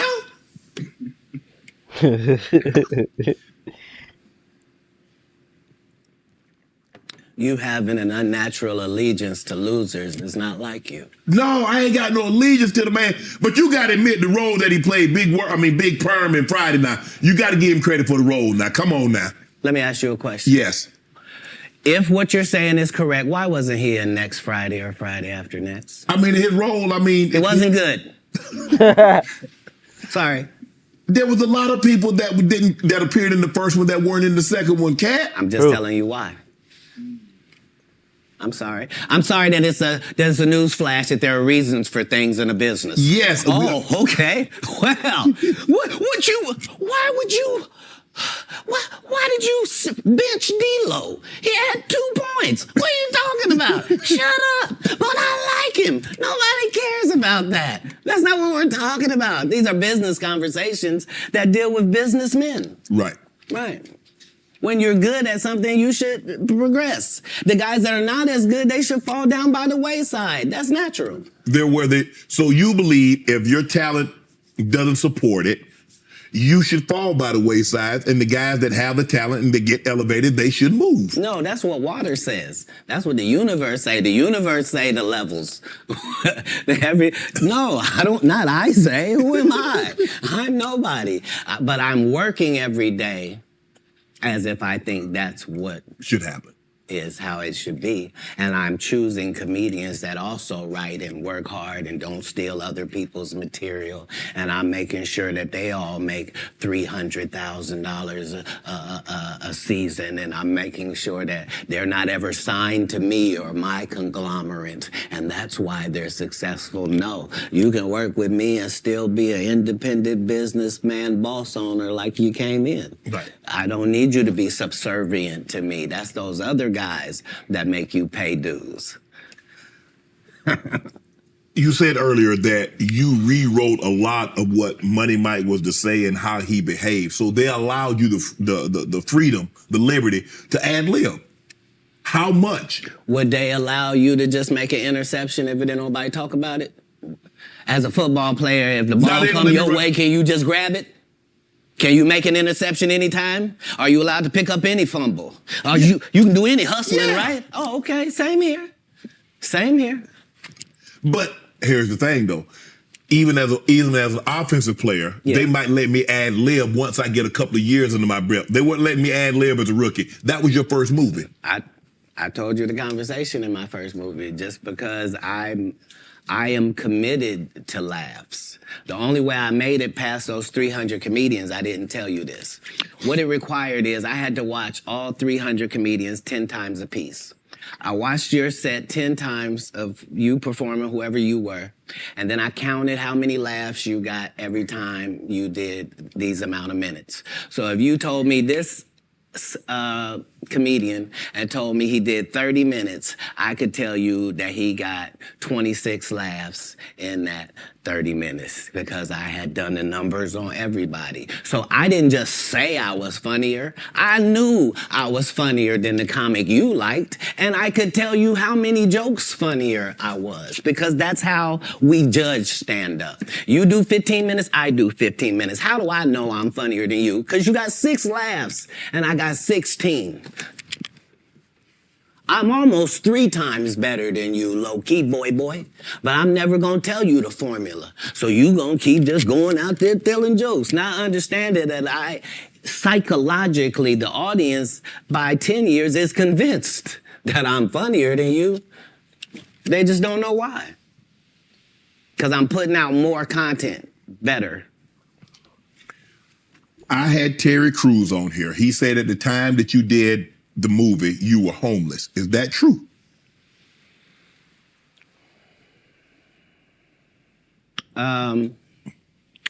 This was my situation. 5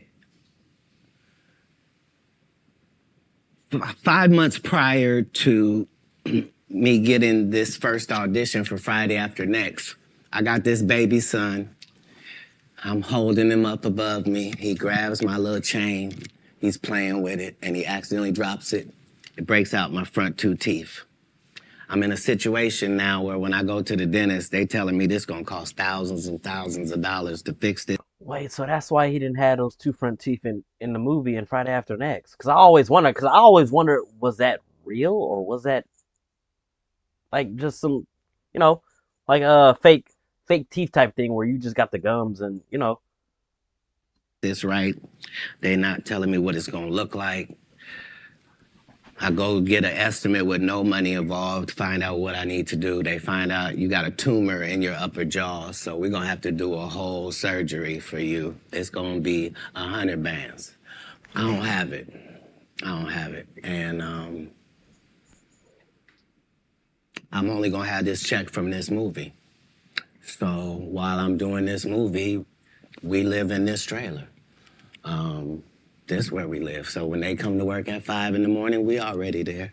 When they leave at night, we still there. We just double back because we understood that this is our one opportunity.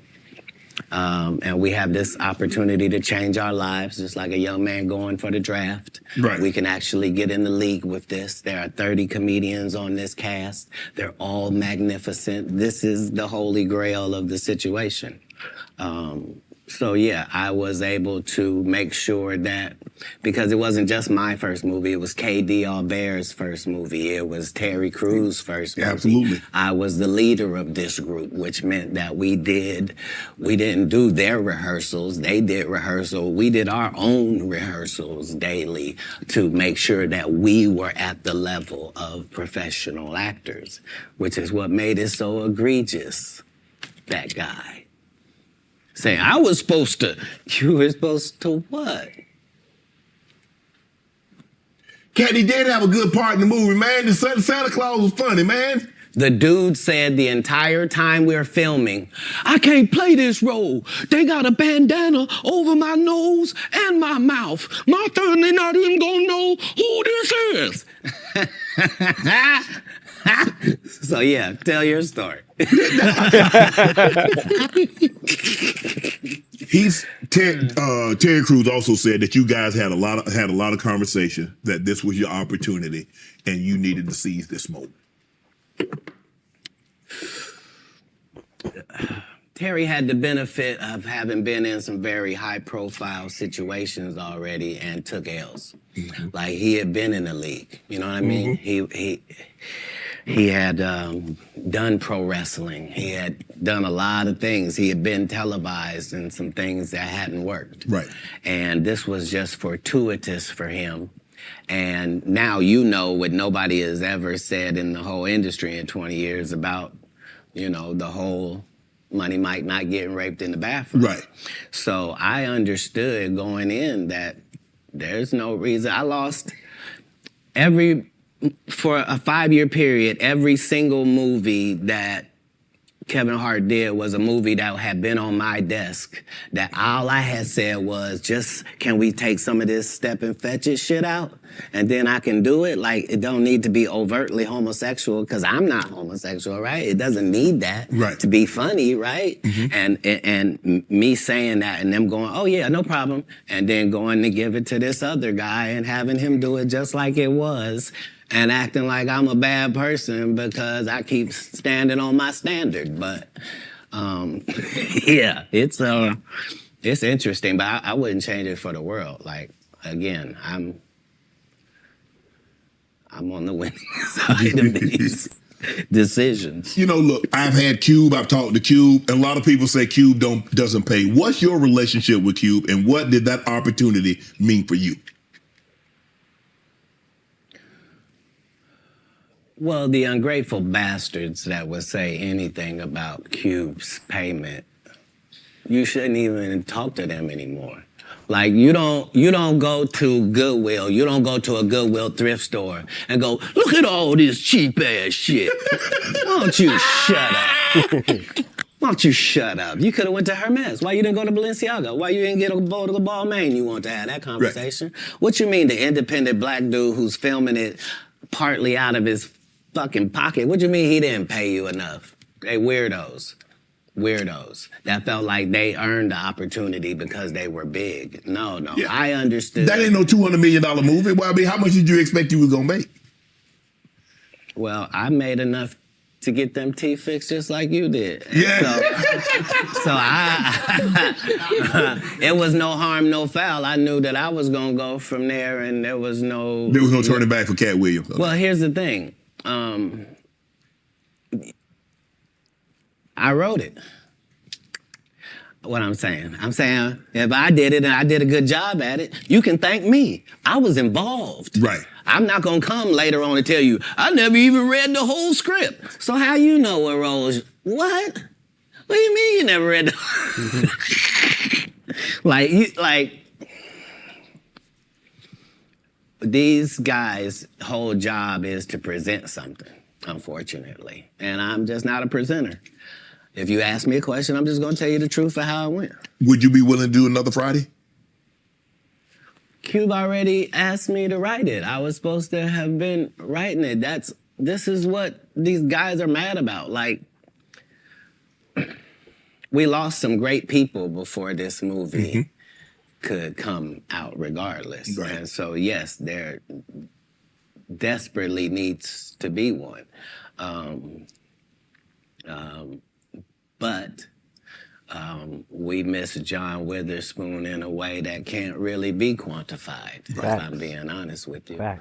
And the Chris Tucker that we got now is Epstein Island Chris Tucker, not Smokey. Oh, Lord have mercy. Whew. If I didn't know no better, I'd tell you he's the greatest. I don't care what you say. To be confident and not delusional is a real skill. Most of these confident people we see is really delusional. Well, you don't think they asked Chris Tucker to come back in the second Friday?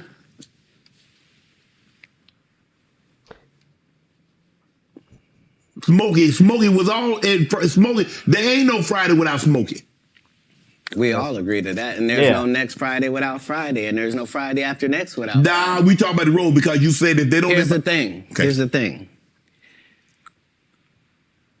Chris was allowed to make the decision. At the time that this is happening, Katt Williams is known for smoking weed. Willie Nelson is known for smoking weed. Right. Snoop's known for smoking weed, but none of us is really known except Willie. And I'm saying... Chris Tucker didn't want to be the poster child for smoking weed. He don't smoke weed like that. Right. He in the church. He Michael Jackson's best friend. Christmas. Michael Jackson called him Christmas. You ever met a man that gave you a little nickname like that? No. Me neither.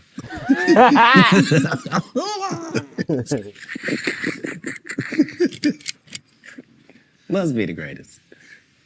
Man, I ain't gonna be able to get nobody back. I ain't gonna be able to get no more comedians. They all coming. No, they ain't. Are you kidding? Nah. Hey, I promise you. I done got all the rest of them. I done got the ones. I promise you, everybody trying to double back. You're gonna be having to beat them off with a stick. You won't let him. They're coming. Much as.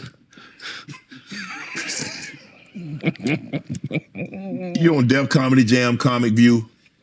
What were those experiences like? What do you remember most about Def Comedy Jam and Comic View? Comic View was everything. Comic View was really the break, and not Friday After Next, just because Comic View was just 3,000 of your stand-up peers, and we just throw sets of all of them up there, and we see who the audience likes. Who do they like? And it was a great wild, wild west time to be involved in comedy. And the same is true for Def Jam because hip-hop was a fad at one time. And hip-hop ain't gonna last, and why are you doing that? And that's how it was for blue comedy. Mm-hmm. If you were a comedian that cussed, you were ridiculed by the mainstream comedy geist. That would be like me being on Joe Rogan. Joe don't want me on there. I need to be on Shannon. Joe got 6 comedians that never been funny. He want to push out.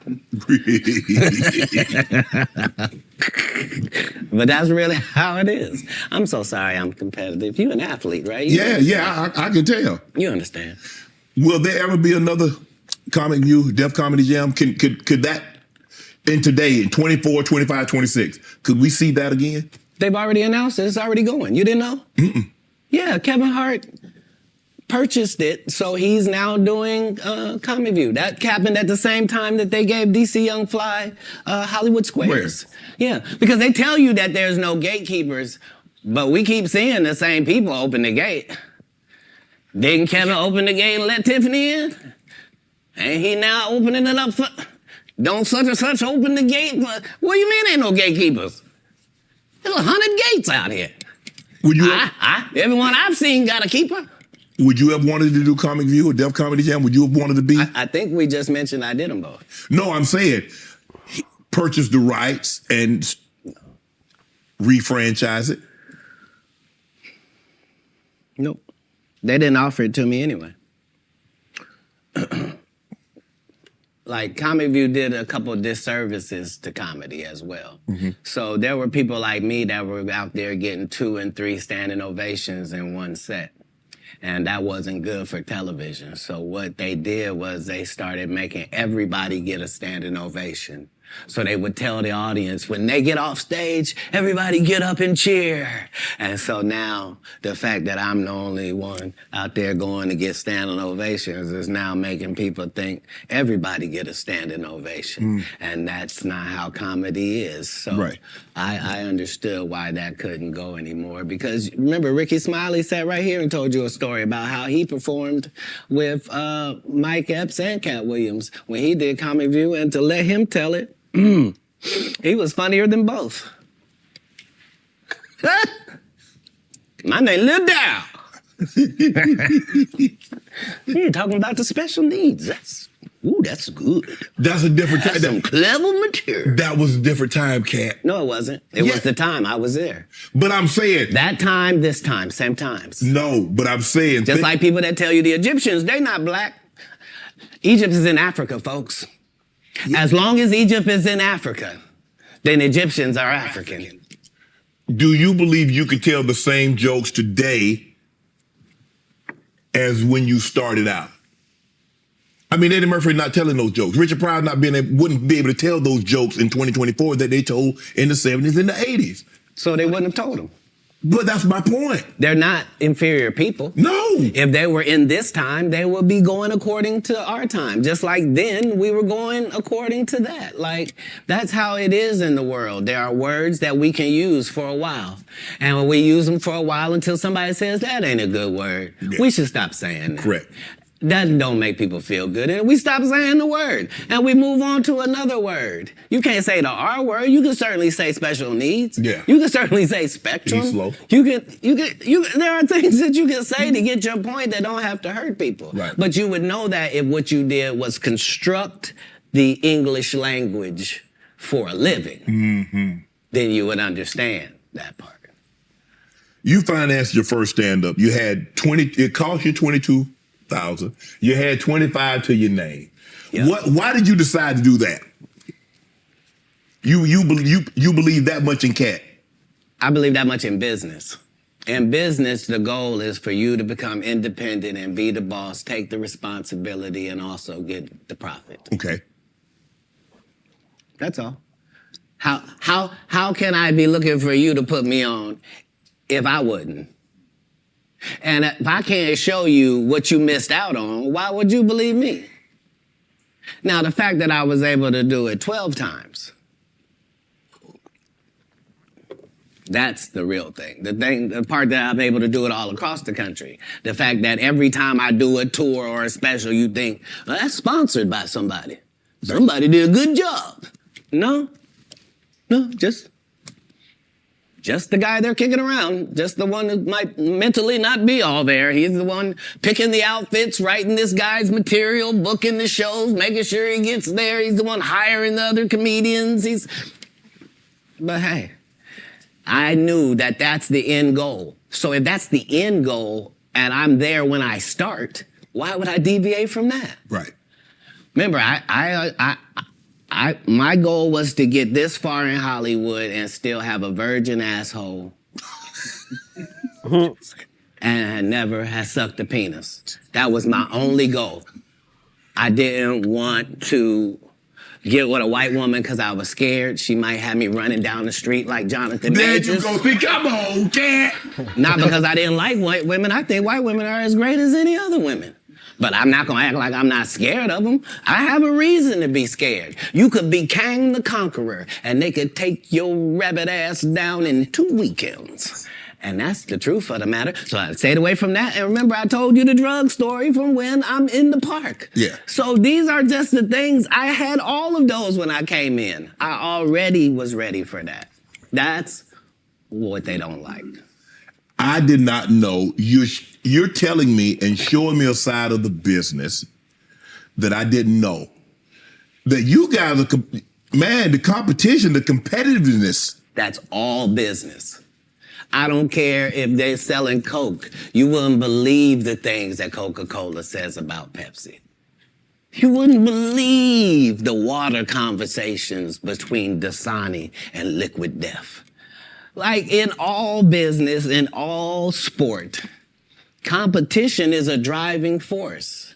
And I don't require anybody to be better. Who am I? I just require if you're a loser and you've taken shortcuts at every chance, and you've made sure that you didn't put anybody on that really had a work ethic and was a God-fearing person, and you helped it. If that was never you, then don't act like that's you. Don't get out here now that you don't do stand-up and start acting like, oh, you're not sure why you don't do stand-up no more. I heard you got run off. You better be careful. The nigga that run you off gonna show up and he gonna tell everybody. Man, what you gonna be able to say? Nothing. Why you think I speak with such clarity? I'm actually involved in each one of these stories I told you about. Right. Right. The one comedian that we've been sitting here doing this interview that you hold in very high regard is Dave Chappelle. Dave Chappelle walked away from 50 million. You said it was more. Tell the story. That's right. I'm gonna let you tell it. No, you're no, the best. I want you to tell it. You really are the best. You're proving it here today. As much as I'm proving it, you proving it. You proving it. Yeah, that wasn't the thing. It wasn't, people say that. He lost $50 million. No, that's not even close to what happened to this dude. And until you understand what happened to the dude, you don't understand what happened. Like, no, not they offered him $50 million and he turned it down. Who gonna turn down $50 million? Now, I've had to turn down $50 million 4 times. 4 times. Just to protect my integrity and that virgin hole I was telling you about. Right. Because P. Diddy be wanting to party. And you gotta tell him no. You got to tell him no. I did. I did. See, I got the receipts for everything I'm telling you. That's why I can say I'm so Can I need to know? You hear? Bruh, I ain't gonna lie. I've been seeing that service on the internet for a minute. P. Diddy.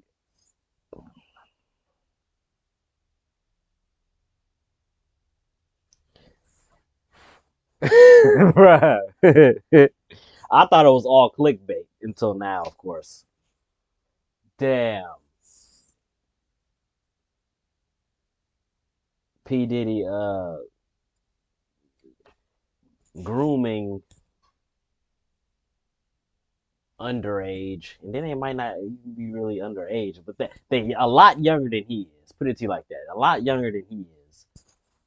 Grooming certain individuals, and I'm gonna just leave it right there. Y'all figure the rest out, man. But it ain't hard to figure out. Like 2024, a lot of truth is coming out, man. I'm telling you. Get your number. Thank you, sir. Thank you. Come on. Because early on you was accusing me of being. Cat, man. Yeah, it's crazy. I mean, but you know, some of these people. Martin tried to put me in my first dress. When he had to go on his hiatus, he tell Martin Lawrence. Tell me, Katt, when I come back, I need you. You my young partner. You my brother in comedy. When I come back, just promise me that my next movie, it'll be me and you. We gonna do it together. We gonna do some buddy cop shit. I said, Martin, you got my motherfucking word, my nigga. Go do what you gotta do. When you come back, I'm in your movie. Don't trip. I don't need to see the script or nothing. Katt a real one, bro. Katt is a real one. You know, we get in that office and this fool pull out Big Mama's House too. I almost died. And I gotta read this script from all these good white people.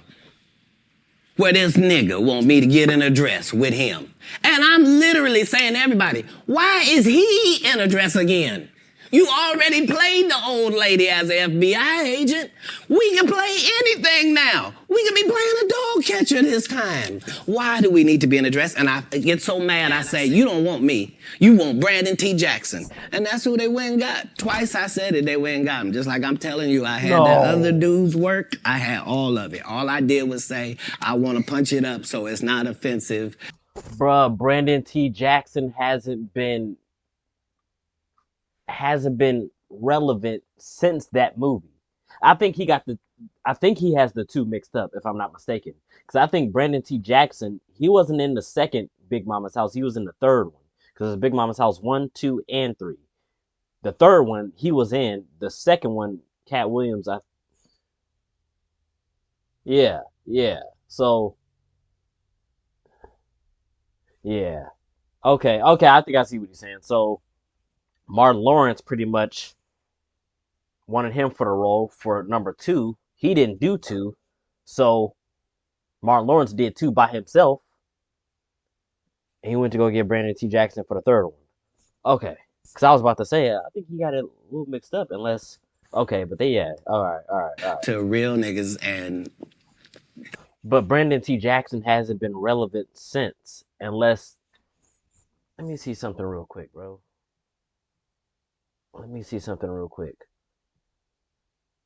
What year did Lottery Ticket come out? 2010. Brandon T. Jackson. Let's see. Big Mama House. Like Father, like 2011. Yeah. I haven't seen. Okay, so that movie came out a year after Lottery Ticket. All right, so yeah, that sounds about right. I haven't seen Brandon T. Jackson since that movie. Since Big Mama's House, that third one, like Father, like Son. I haven't seen him since then. That's how I got in this position. I sure hope I have a Club Shay Shay after this air. It's gonna be. I ain't gonna lie. I also seen that Brandon T. Jackson said in one of his interviews that he kind of regretted playing that role in Big Mama's, that 2011 one, Big Mama's Like Father, Like Son. I think I seen an interview where he was saying that he regretted that role because it's gotten him nowhere, but just where he is right now, just kind of not so much irrelevant, but just nobody hears from him no more. Like, you know what I'm saying? Like, he's became Orlando Brown pretty much. Like, it's like, oh, what happened to Brandon T? What happened to... It's crazy, bro. In a dimension it's never been. Yeah, it's gonna be the greatest thing floating in 2024. Mark the words. No way. in a whole different realm of business. Oprah coming next. Once I establish this as a place of truth. Yeah. Oh yeah. Watch. God's people ain't that few. Prince. You met Prince. Prince was a friend of mine. He was a friend of mine. What was those conversations? Because look, I mean, sometimes we don't really understand or appreciate someone until they're gone. I did. I was a big Prince fan. All of his stuff. Yeah. Because he could play all the instruments. He could sing. He could dance. He was an entertainer that could sing. And what he wrote, I mean, who thinks of Cherry Moons? Who thinks it snows in April? Who a raspberry beret or pink cashmere, the purple rain, the things that he wrote about. Well, like, bro, who mind goes there? Right. Yeah. Yeah, he was unlike anybody in the world. he was just an amazing individual. I was able to meet him when I was 12, and I knew him my entire life through all of his changes. I was able to assist him many times. If you go look at Prince's car collection, you'll see that Prince don't have not one car Katt Williams ain't got. He got the Prowler from Friday After Next in there. He got the same Bentley as me, like, because we share certain things. Our connection was lyrics, musical lyrics, women, and cars. And those are the areas where he trusted my opinion on things. And that's where I got to be helpful in his life. And he was helpful in mine in really all different types of ways, especially about the business, as far as being a black man that was rich in this business at 18 years old, had already did his first $1 million contract, had already broken records, was determined that he didn't want to be like anybody else, was so great of a guitar player that black people just stopped caring about guitar, and he got left out on a limb and somehow still had to create his way out of that. He was just really a 1 in a billion type person. I was lucky to know him. Now, there are specials and the streaming. I don't know. I don't think there's as many, and there's no DVDs now. So where are you on this streaming, the specials? I mean, obviously you still tour, but how much do you focus on? Okay, I'm gonna tour, say 100 days or 150 days, but I'm gonna do a special. Well, now that our relationship with Netflix is at the 8-figure mark, 8? How You said 8? How often you want to make them? Oh, you said 8? I mean, like Right. 5, 6, 7, 8? Got to be 10 million to qualify, yeah. So what I'm saying is, once you're at that level, how many would you do? I'd be willing to bet you say, every time you turn around, I'm gonna be doing another one. Hey. I think that's what you would say if you was any good. Yeah, and for like I sure. said, with 12 comedy specials, why do I need to be in these conversations with these specialist people? Sid ain't got no special you remember. Steve ain't got no special you remember. Ricky ain't got no special you remember. Faison ain't got no. What? So why do y'all Quake did get a special. Yep, it was 20 minutes long. It was good too, though. It was. He's good. Not it was good. He's Yeah, good. see, Quake my He's guy. good. Don't think because I said something derogatory that I don't know how to hate. Earthquake has consistently, I don't think anybody's ever said Quake wasn't funny. He probably never been booed. Yeah. I don't think he's ever given a bad performance in Nathaniel, his my life. dog. But his just due was overdue. He was in a whole different situation. Yeah. Because he wasn't able to translate the stand-up to the movie Movie for thing, TV. he took a hit. Most people don't take a hit. They're just judged on their stand-up. Right. So yeah, no. I even though it sounds like there's a lot of people that's not the case. I'm a proponent of all of us who are in this business working hard trying to make it. When you got into stand-up, was crossing over, was doing TV, was doing movie, was that a part of it? You're like, okay, I'm doing stand-up. Okay, the next progression is TV movies. Throughout the history of stand-up, sir. That's the goal for all of us. That's how it goes. That's why when you hear these dudes talking about, oh, I didn't want to be a movie star, you just know it's disingenuous. Like, what are you talking about, dude? Yeah, oh, no, I just wanted to do a game show. Right. What? Are you sure? Are you sure? Because I thought you did Mark Curry's show over after he had just done hanging with Mr. Cooper. Why would you do all of that man's stuff that he did on his show on yours and then do the dude's stand-up when you go on the road? And then you never put Mark Curry on your show or nothing. Like, if you don't say anything, these dudes will run over you. I don't know if you know how bullies operate. But do. If you don't stand up for yourself, there really is nothing they won't do. Right. You're a very generous man, Katt. You're the sole sponsor of Melba Moore getting a star on the Hollywood Walk of Fame. You did all that on your own. Why? What do you have a personal relationship with Melba? No.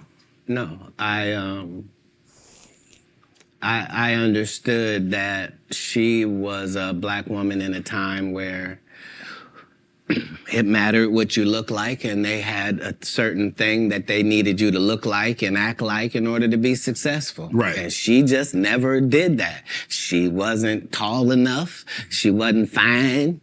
They didn't like her looks. They didn't like that her hair was natural. They talked crazy about her, and yet she still made all of these achievements.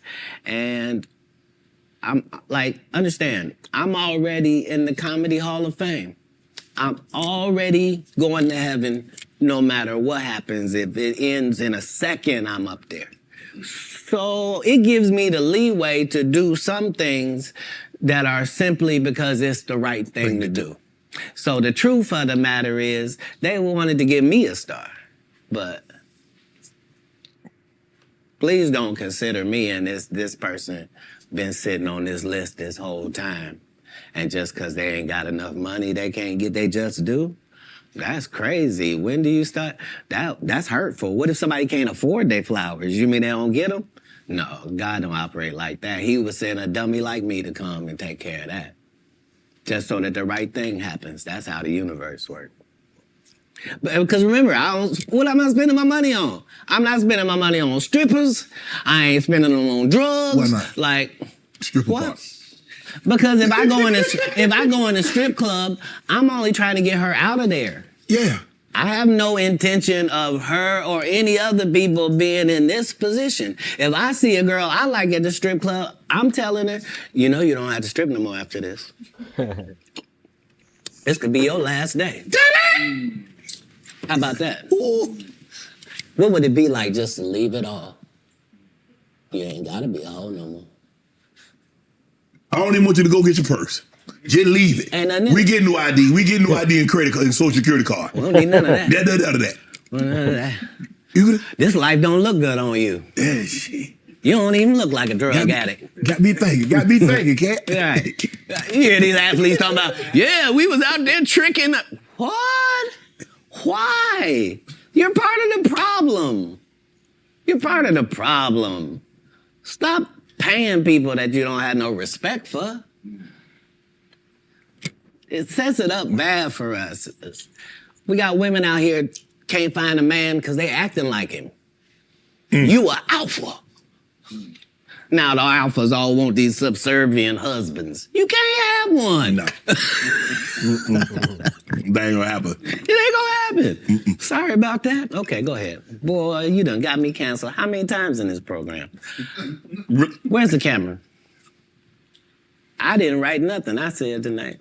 It's all been on these cue cards, and I'm just gonna keep reading them. Ask your next question. The Migos. Do you help them get out of financial situation?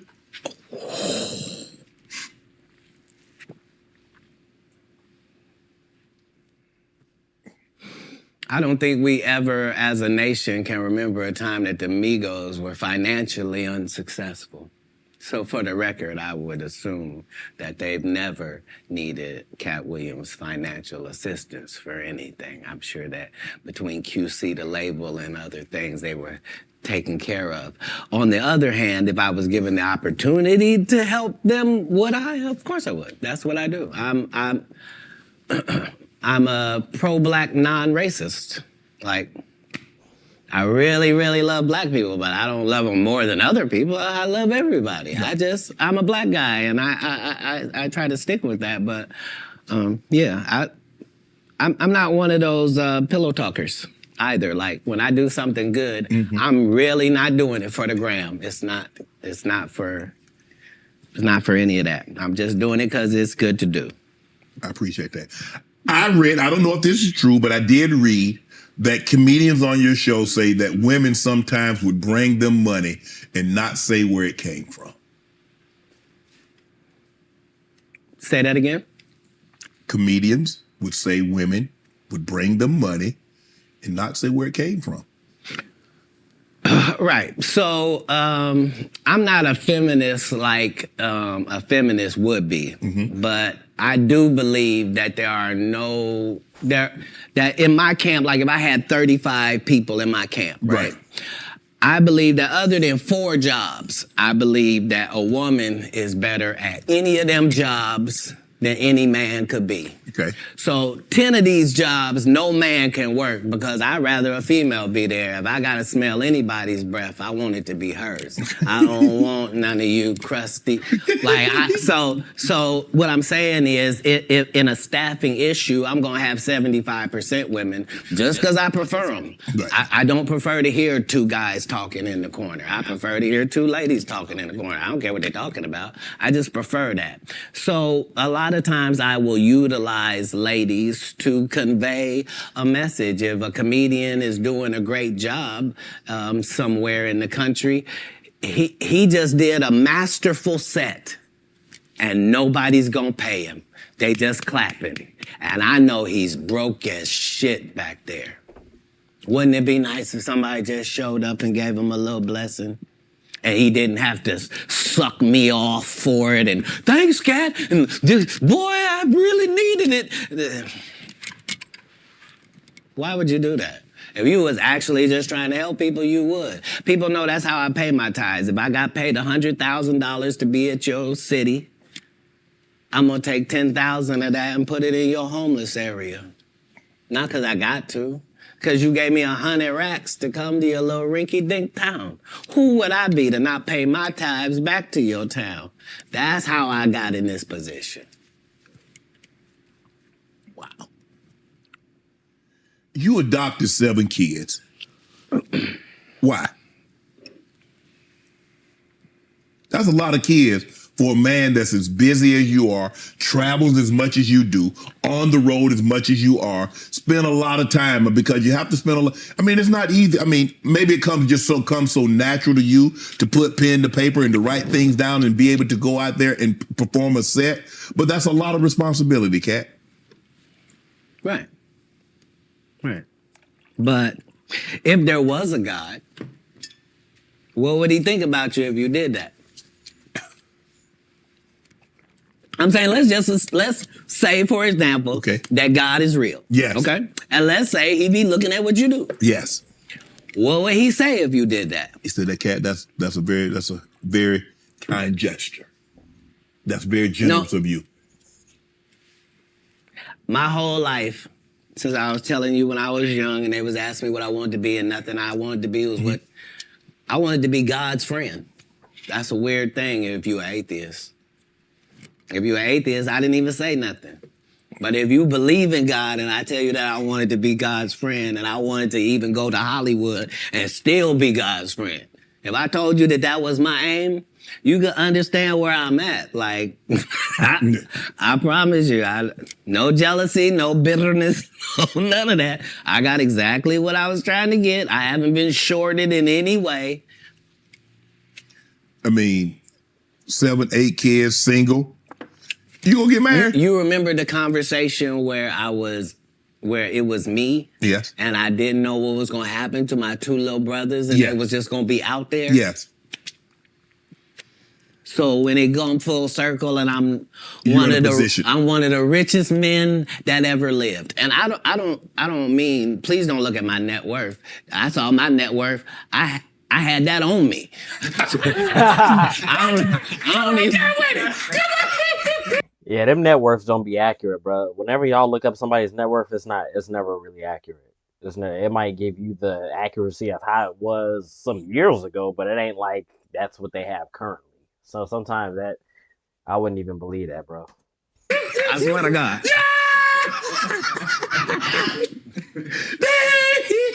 What I'm saying is, like,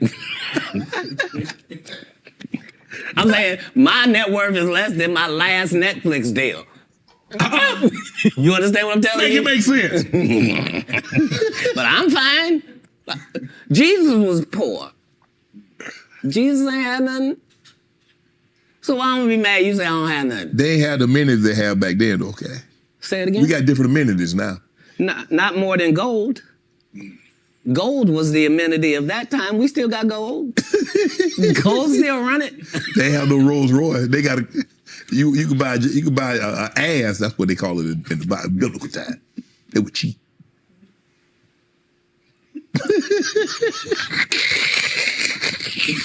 I'm saying if you really want to say, I'm saying a Cullinan is cheap.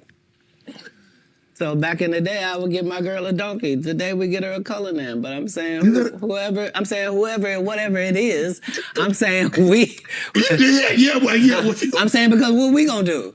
I done already told you I'm one of the richest people that ever lived. Yes. Only in the fact that when I wake up in the morning, no matter where I am, I don't need nothing. Whatever I need is right around me, and whatever I don't have, it's only just because I don't have it. It's not because I can't get it. All I got to do is want it, and it belongs to me. So because of that, because I'm favored by God, like when I see people's wives and stuff, I don't even look at them. You know what I mean? Like I don't want to look at nothing I don't want to have. Because I know how blessed I am. If I look at it, I got it. Yeah. That's how Diddy be feeling. Now, come on, man.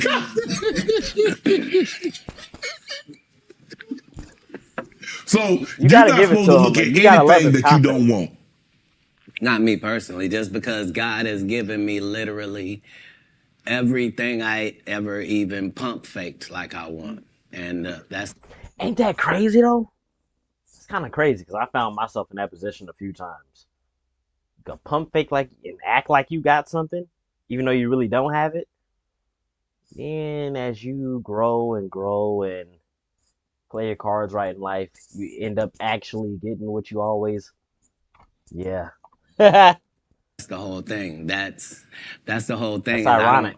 I don't have a type of woman. Every woman that I ever had as a type, I ended up getting her. Now she's not the type anymore. Now I understand that every woman is a one of one. Like, you can't really have types. Mm-hmm. What? Because, see how you tried to ask me something about marriage? But then I ain't say nothing about no marriage. Yeah, you did. When you rewind the tape, you let it out. You was like, so you ever gonna get married? And then you took it back. It's okay. It's okay. I was known as a photographic memory. Are you?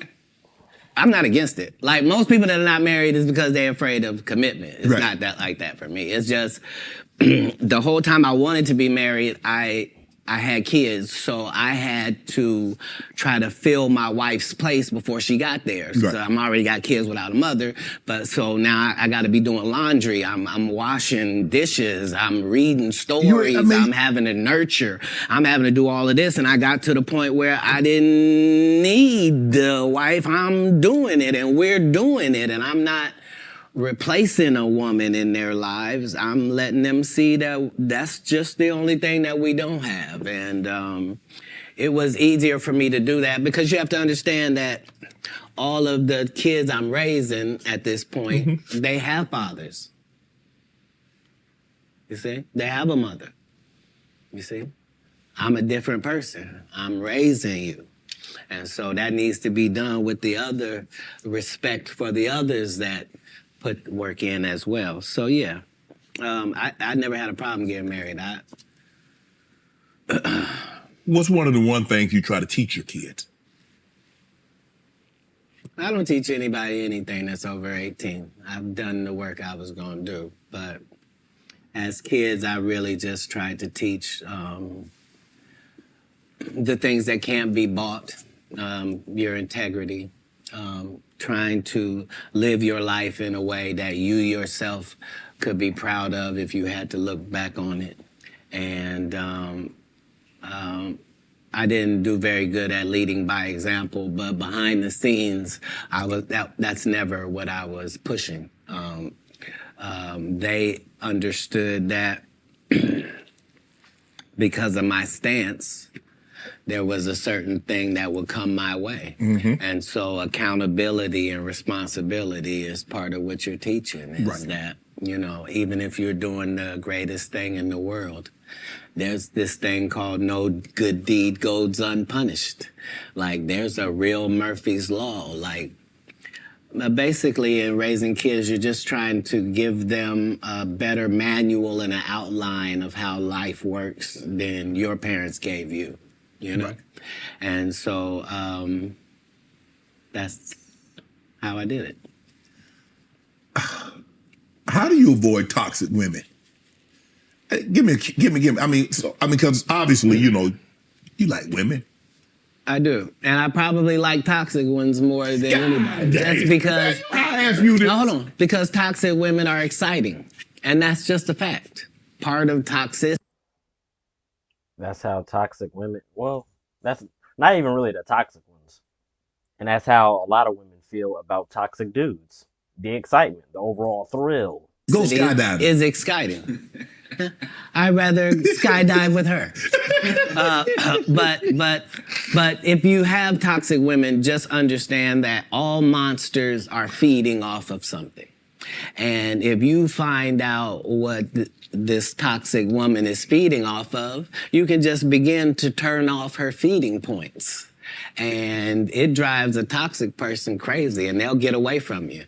So whatever, if she's truly toxic, there are certain things that she's doing that help fuel her toxicity. You're not noticing it, but it's what it is. Why do you think she watches murder mysteries before she goes to sleep? Why is it always a crime drama playing? And turn it off. Turn it to cartoons.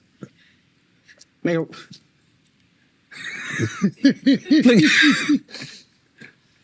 No, you don't get to... What's she listening to? You can't be listening to Sexy Red. You're broke.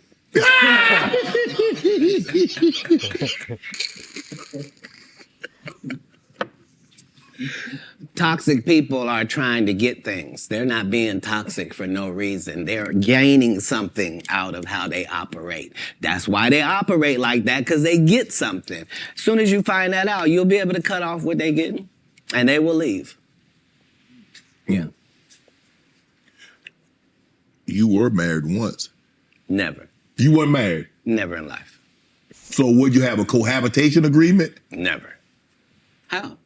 How can I be a single parent and be married? You know, there are people that like were married and then they get divorced and then they become single parents. That's how that works.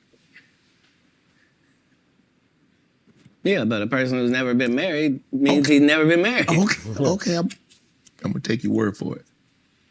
Why would you need to take my word for it? Hold on. If I had been married, wouldn't have somebody have said who she was? No. It might have been a long time ago. Nope. I've never not been famous, sir. I just worked the story out to you. I don't have no hidden mysteries in my life. That was Jesus. I don't have no periods in my life where it's unaccounted for. No. That person that said that was a liar. I got a case right now in LA. This lady saying she was my assistant for 14 years, and I heard her or something like that. Never worked for me, not a day in my life. Liars lie because they want to. But people always say, why would they lie? No, there are several women have said they was married to me. It's just when it went to court, they had to say, I was married to him spiritually. You shut up. How you gonna be married to me? My kids don't know you. Answer me that. So do you have a problem? Do you have a problem bringing women around your kids? No, not then or now.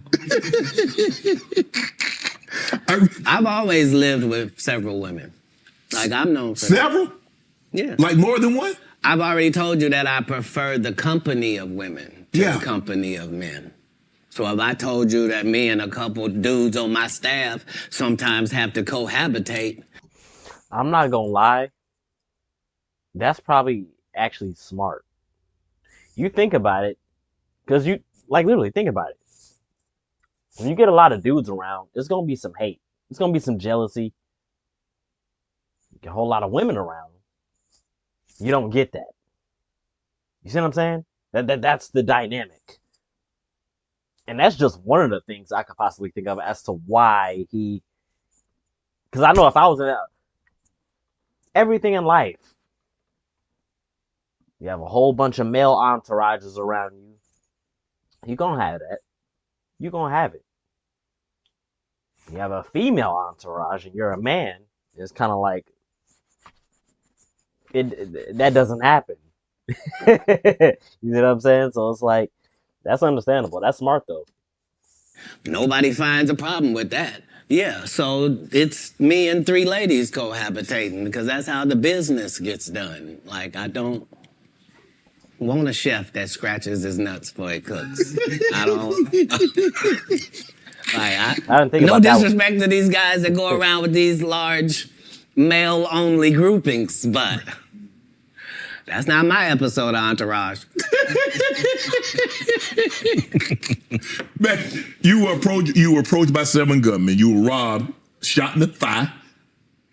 Say it again? You were robbed once, correct? No, I never been. You didn't get robbed. You didn't get approached by gunmen trying to get robbed. They didn't take anything. I wasn't even the target. I wasn't even who they were talking to, and not because I say that. Because if you look at what time period it is, I'm not even making $5,000 a year. So robbing me wasn't the answer.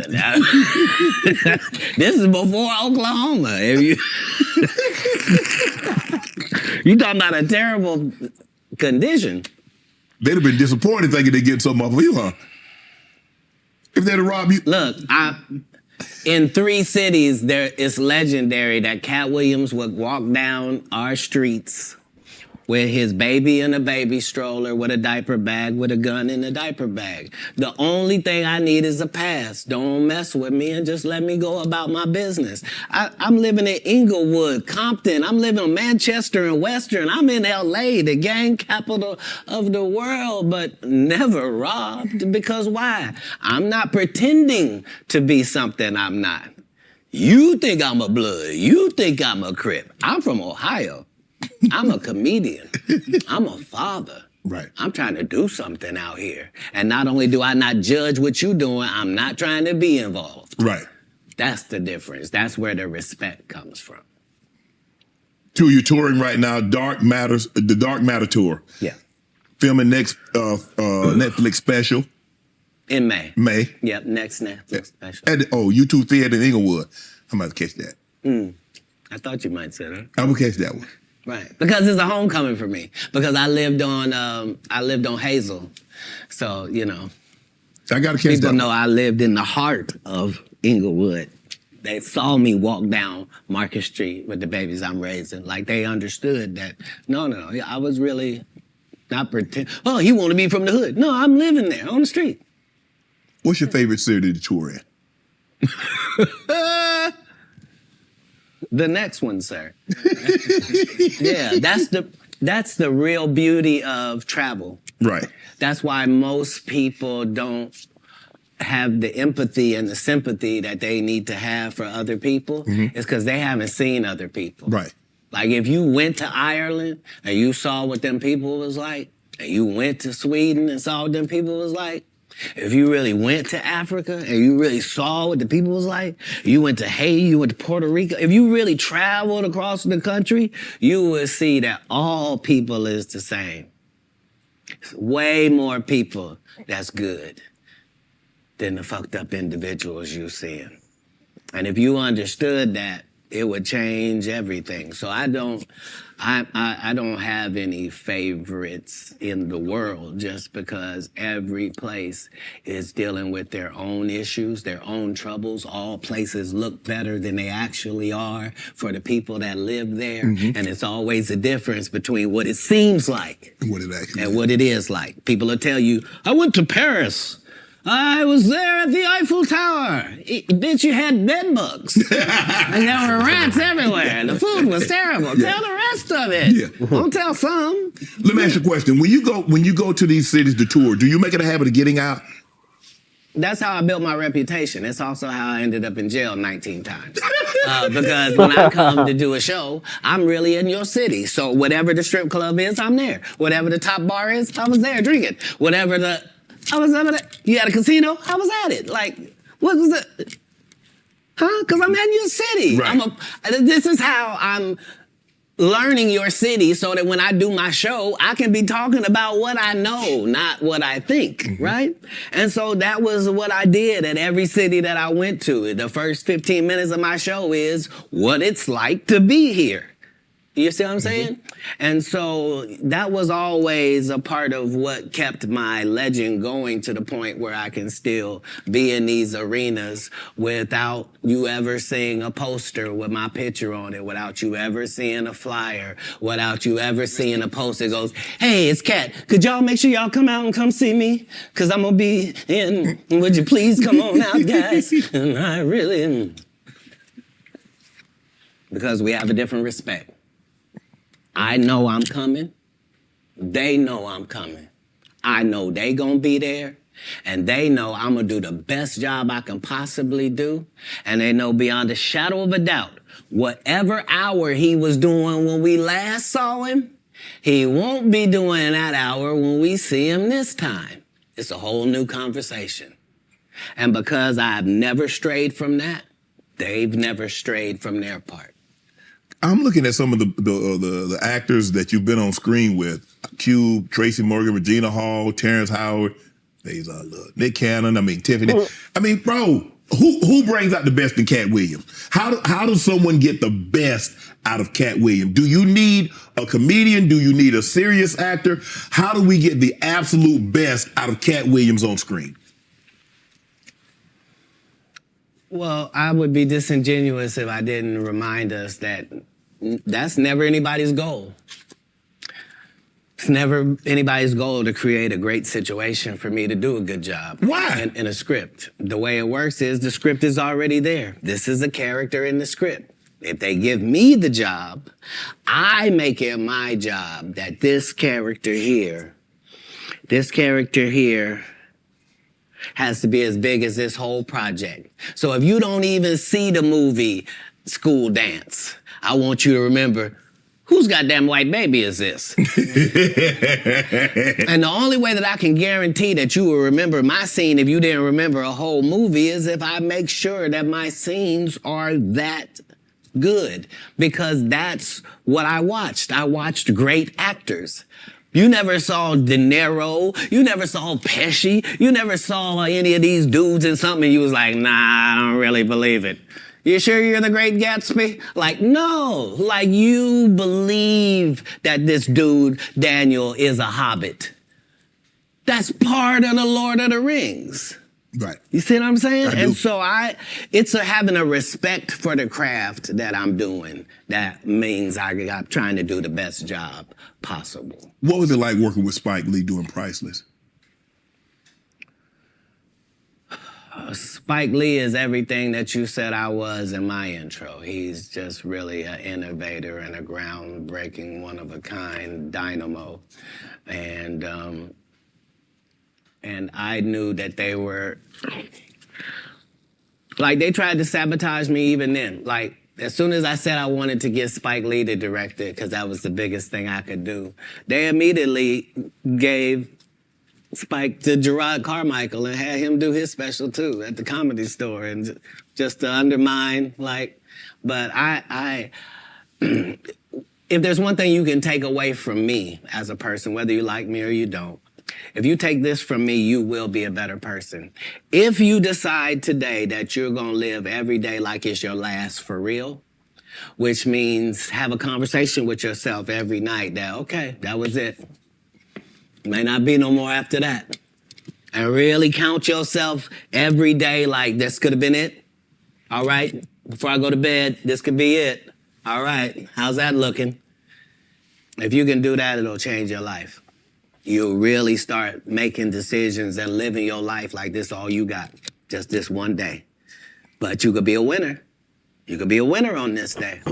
It's just work ethic. And not the work ethic they talk about. They tell you work ethic where they do all these movies. I'm the hardest working man. Well, no, everybody goes to work every day. Right. Yeah. Don't say, I go to work all the time. Everybody who works goes to work every day. Shut up. Shut up. You get, what? You think I respect you more than my gardener? I don't. He work every day. Rain or shine. I don't know if you saw this, but Taraji P. Henson got extremely emotional the other day. She was giving an interview. Yes. And saying that they're vastly underpaid. They say the math is not mathing. They get X amount of dollars by the time Uncle Sam get his cut, by the time the agency get their cut, and what you see they were supposed to get is a fraction of that. Where do you come down on that, Katt? It was the saddest thing ever, because imagine being in your genre, in your sub-niche, whatever it is. Imagine being in your lane. Imagine being one of the very top of your lane, that to the point where if they don't take you for the role, there's not 3 black actresses that they can say are bigger than you that we're going to give this to. Imagine you being at that point and have to humble yourself and say, they're not paying me, y'all. And they not making my pay go up because I'm doing better or nothing. It don't matter to them that I'm famous and people know me or nothing. They want to pay me exactly what they paying the new girl. And I've been suffering under it for a decade now and just taking it. I just been getting whooped. But I just got to come say, this is wrong. We should be ashamed. But this is a country where we don't pay the teachers, and then we say the kids is the most important thing. You can't have both of them. If you do that, we're going to end up with a generation that can't read. Guess what? Generation Z and A can't read. Why? Because who was giving them a book? We gave them an iPad or a phone, and now the letters don't mean there's no cursive writing. Right. Sorry about that. So yeah, this is what period of time it's in. It's the period where the victims get to say, they've been hurting me for a long time. And I just ain't said nothing because I was telling trying to y'all, be strong, man. and I didn't want to shame anybody. Truth is coming out. When our people call Everybody out for talking. help, we gotta understand. You know what I mean? Yeah. Like we put too much pressure on Tyler Perry. Mm-hmm. You know what I mean? He ain't put nobody on. The people that been in his productions, they not famous. All of them can walk through the mall without security. Be what you gonna be, but put your people on. If you a gay person and you in there, put some other gay people on. Put somebody on. Or don't be wondering why people keep saying gatekeepers. Because clearly, y'all are keeping these gates. Clearly. Wilding out. How difficult was it for Nick Cannon to get you on, and what was that experience like? I've known Nick Cannon since he was a teenager. He had to have his... He in the comedy club, if you're underage, you can't be in the regular club. You had to be in the kitchen. Right. So I was the master of the kitchen every comedy place because I got a child, and my child is back here in this place while I go on stage. Right. So I've known Nick Cannon since he was 14. Nick Cannon has never called and asked me to do one single thing, and I turned him down. Because I've known him since he was a young black child in Hollywood. Wow. So what I did in Wildin' Out was to be his protector and to be his voice with hip hop. So the whole thing was the thing that he was trying to do had never been done before. You can't bring 6 comics in and let 6 comics talk shit about 6 rappers because the 6 rappers will beat the 6 comics' ass. Right. You would have to have a comic that could actually stand in between and go, look, we comics, we gonna say what we gonna say, y'all gonna take it and understand it's a joke. If you want to fight, we fight before the show. So you can go out there with your black eye. We're not going to do it comedically. This is what needed to take place in order for it to be successful, which is why it had already aired and didn't work. And then suddenly when it comes back with me, it suddenly works. Because respect has to be in there as well. If you're trying to do it with Kevin Hart, you and him going to get run over. You a teenager, he 5'2". Like, what's gonna happen? Who are some of your favorite young comedians? I haven't seen a young comedian I don't like. If you name any of the young comedians, I'm aware of all of them, and they're all doing a great job. It doesn't matter if it's Country Wayne or Desi Banks. It doesn't matter if it's Carlos or Chico. It doesn't matter if it's DC or Just Hilarious. It really doesn't matter once we go to the young part. The young comedians are dealing with things that we never dealt with. And so that gives them more benefits, but it also gives them more chances of failure. So it's not easier for them. So yeah, I'm a big supporter of young comics. We have Miss Pretty Ricky and Katt Williams. I've taken 25 black women on the road in these tours. It's important to me that the young comic gets the benefits and the advantages of the big comics platform. Right. Matt Rife, Wildin' Out, recently got canceled. You see Jonathan Majors, what he went through. Marvel dropped him as soon as the conviction came out. And you were telling the Hey, you saw that black woman come get his charge cut in half? Thank you, Megan Good. God bless you coming to save that slave. If he'd had to be there by himself, he was getting all four. Guilty, guilty, guilty, guilty. She came in there, it was just so beautiful, they had to knock half of it off. Bless his heart. So Matt Rife, you know him from Wildin' Out. He gets canceled for trying to tell I never knew him from Wildin' Out, to be honest. Okay. I came across him as a new comic. Okay. And yeah, I'm really just trying to see the comics, judge where they are, see it. Yeah. Right. Go ahead. So the canceling, what do you think about this cancel culture? You see the situation with Jonathan Majors. I mean, for all intents and purposes, I don't know if maybe he can bounce back in a couple of years, but man, he was hot. He was hot. He was cooking. I mean, you see him in Creed. He's in the Marvel movies, and then just like that. Maybe I'm a conspiracy theory, but I thought Katt Williams said any time they make you into that position, part of that contract is you do understand whenever we want to take you down, we can, right? Part of giving you the world. First of all, they went around the world for 2 years straight telling any women that would listen that this was a good-looking Negro. Mm-hmm. Since when? When did y'all start liking a big nose? And when did y'all like a... I'm telling y'all, bro, I feel like, yo, this is why people this is why there's a huge misconception in the world the way that it is. Because that's a prime example right there. You got a lot of people around here who thinks certain such a celebrity is good looking. Then when we Google the images and then look, we like, man, what the fuck? What? Since when were we attracted to some people like that? Or men who look like that? Or women, like, wow, women, you guys like dudes like this that look like that? I thought it was more so at least the Usher or the Trey Songz. When did you guys start liking these types of... Yeah. Yeah. Whatever people think is... Whatever the media paints somebody to view as like attractive, that's what everybody. Oh, I think he's attractive too. Wow, why?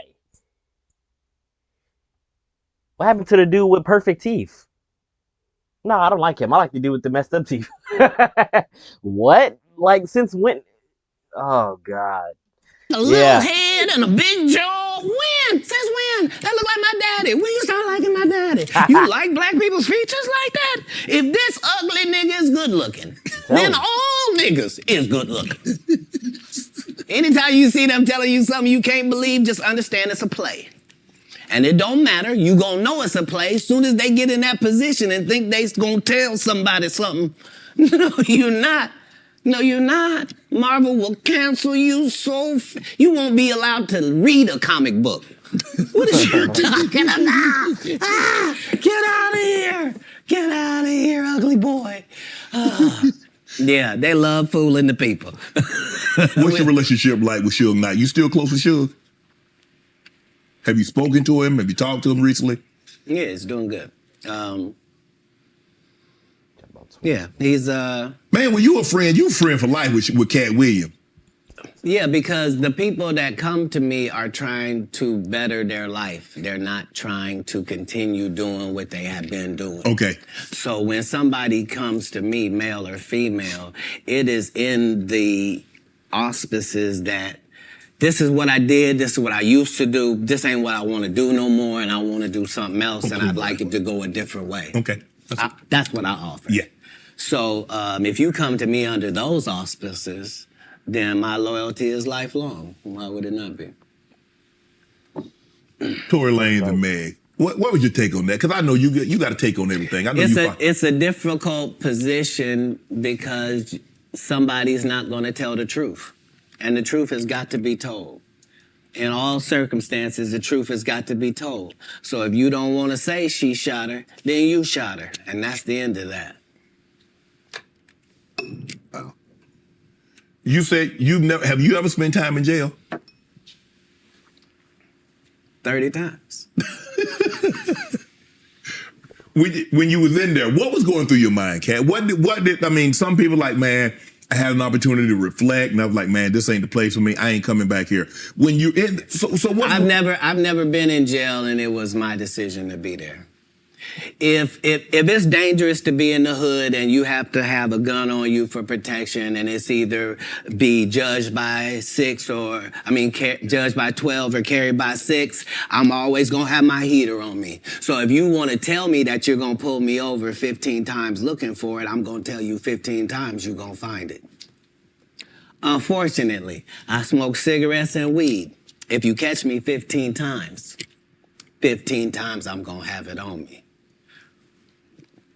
What do you think I'm in jail thinking? Oh, I done fuck up. Damn these decisions. I'm not gonna protect my life at all when I get out of here. Fuck it, let them do what they want to do to me. No, when I'm in there, I'm fine, and I'm understanding that I'm put here for a reason, and the people that get joy off me being in here are really gonna look stupid because I'm finna be free, because you gotta be setting this up. I'm never anywhere to get anything. You don't know I just made $300,000 in your city. That's why you think I might be out here as a ne'er-do-well. You think he's smoking weed. Yeah, he's got a medical license for it. He needs it. It's his only medication. Do you mind if he takes it? It helps him eat. Because he does 19 100 city tours, flying across the line. And so he doesn't get hungry on the regular. He doesn't get sleepy at night. He's got to literally put himself to sleep. He's literally got to make himself eat. So this marijuana helps him do both of those things. Marijuana help you sleep? Oh, yeah. Because remember, as a comedian, what you're doing is against your natural timeline. Your natural timeline wouldn't be that you would start your workday at 8:00 p.m. Right. And then your workday is over at 2:30 a.m. Like, that's a weird... Yes. Right? So to tell your body now that we're pumped up on endorphins, now let's go to sleep at 3. It don't work like that. Your body has to try to get a whole new schedule. So, it suffered, but that's what worked for me. I consistently used it. I told people all across the country, don't worry, this will be legal in our country. As soon as they find out how to charge taxes for it, we will be legal in this country. Do they view me as some sort of visionary for my forward thinking? No. You on drugs. That's what I heard. Katt, but how have you been? I mean, bro, every time they try to put you down, they try to put you to the back. Yeah. You bounce up, you move right back to the front. Damn, you like a Super Bowl. You just keep bouncing and you bounce higher. Trampoline skin is something that you ask God for. When I watched you play football, you had it. There's some people that there's really no such thing as hitting Shannon Sharp so hard that he don't want to run the ball the next play. Right, absolutely. And if that's your only goal is to hit him so hard that he don't want to be him no more, you just out of luck. Yeah, you wasting your time. There's no, your coach can't help you. There ain't no pep talk gonna help you. Don't matter about the uniform, your cheerleader, none of that matters. If it ever gets to mano y mano, may the best man win. And if you've been living your entire life trying to be the best man that you can for yourself, then you should feel great about those odds. What do you think about Kanye rants? What's going on with Kanye? From a distance, obviously, I don't know how well you know Kanye. I don't know if you've been around Kanye, but from a distance, what do you suspect's going on? I suspect that we're pretty awful people if we say that somebody got a mental illness and then we watch what they do. If you say somebody got special needs, then why would you be watching them and holding them accountable like everybody else? Wouldn't you grade them on a curve? Wouldn't you go, whew, this guy? Because, I mean, what are we reacting to? What are we reacting to? You're the one that put him in a position where he thought he was God and could call himself Jesus. And you're the one told a guy that writes musical lyrics that he was a genius. Mm-hmm. You're the one that's like, so what do you expect? The guy married a whore. Like, what? Oh, Lord. Like, I didn't mean it like that. I mean, Talking about Kim K, y'all. Married her because she was one. Not he didn't know. He understood that he wanted that. He courted that. That's what he wanted, to base his family on. She got a good heart, though. I know what you're going to say. Don't you say it, Katt. Don't you say it. I'm going to move the conversation. If what I'm saying is not correct, then how does she end up with Pete Davidson? I mean, it happens all the time. And what if you weren't even good enough for Pete and he leaves you? What do that mean the product was? No, I don't support or villainize Kanye because I don't understand what it is we want from him. I don't know why we look at a basketball player and say, he didn't score no hockey goals this whole season. He don't play hockey. Kanye don't say nothing I can agree with. Okay. He was the weird guy in the beginning with the pink sweaters when we met him. Like, what do you think moving to a beat of your own drum? This dude started a church and kept cussing. Nobody in black church said nothing. You would have thought all the pastors would have came. You can't be no gospel artist. You just said fuck that bitch. Nobody said nothing. Because T.D. Jakes over there with Pete in it. Like, come on, Katt. Only the guy you had here has been upfront and honest and a man of God and humble and took the L's he had to take and didn't. I did see it was trending though, but I ain't know. I ain't know why, Katt. I don't. Let me go to this question right here. All people that love the truth got to be happy if the truth coming out and lies is getting exposed. That's just what time it is. 2024, folks. Are you related to Luda? No. So there was a crossroads where we were both invited to an Illuminati thing, and it had to be one or the other of us, and decisions had to be made. So it was both of us. We were equal. One of us had to cut off all their hair and couldn't do the sideburn thing no more with the points. And the next person, they said, was going to get $200 million because they were going to pay him $10 million a movie to do 20 movies. And that's how the conversation happened. One of those persons turned out to be Ludacris, and the other person turned out to be Katt Williams. Now, one person ended up with a light-skinned, ugly-faced wife that's never done it. Remember I told you that if I say that, it applied to 7 people? Yes. It's part of what they give you. Okay? I didn't get it. I'm not mad about it. How much money they give? 200? Sir, Fast and Furious is on what number right 10. now? 10. 200 million. I might need to get me one of them old women that look the same. That's what they all end up saying at the end of the day. Kevin told you he wasn't going to wear no dress until they offered him the dress, and then he put it on. And what did he say after he wore it? I made my own decision. Duh. But you didn't make it before they brought it up, did you? It's okay. It's all right. You have a lot of politics. Never talk about it. I'm not that controversial. Yes. Where are we go? Where are we headed, Katt? This is sad.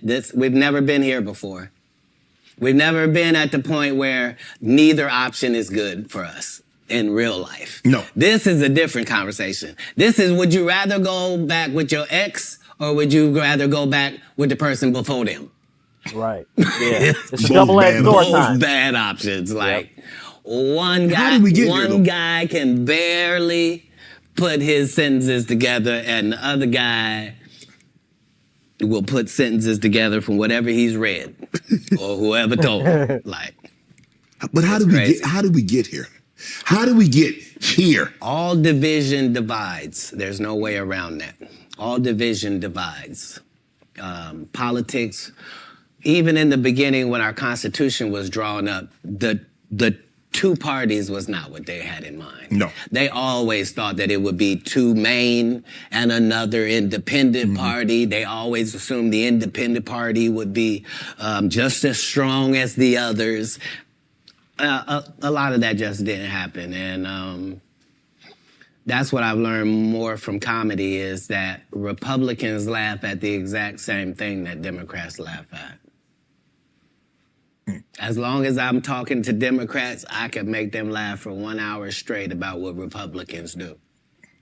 By the same token, I can go talk to Republicans for 1 whole hour and have them dying about the stuff that Democrats do.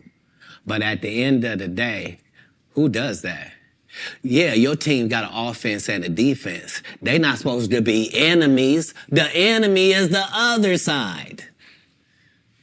Wow. You can't do politics like that. Nope. It's not good for the country. Man, you see this Mark Zuckerberg building this $270 million bunker? If you have $1 billion, we have learned that you can do whatever you want to do. When Elon Musk wants to send things in space, he don't have to ask nobody's permission. Congress don't meet. Senate don't meet. No police department got to be warned. He don't need a permit. None of that. If you got $1 billion, you do what you want to do, and then you tell them what you did. Man. And that's how it goes. What he building a $270 million bunker? What do he know that we don't know, Katt? Kim Jong-un? What? I don't know what you don't know. Do you understand that people that are not very bright are in charge of nuclear bombs all across the country? Mm-hmm. That's what he knows.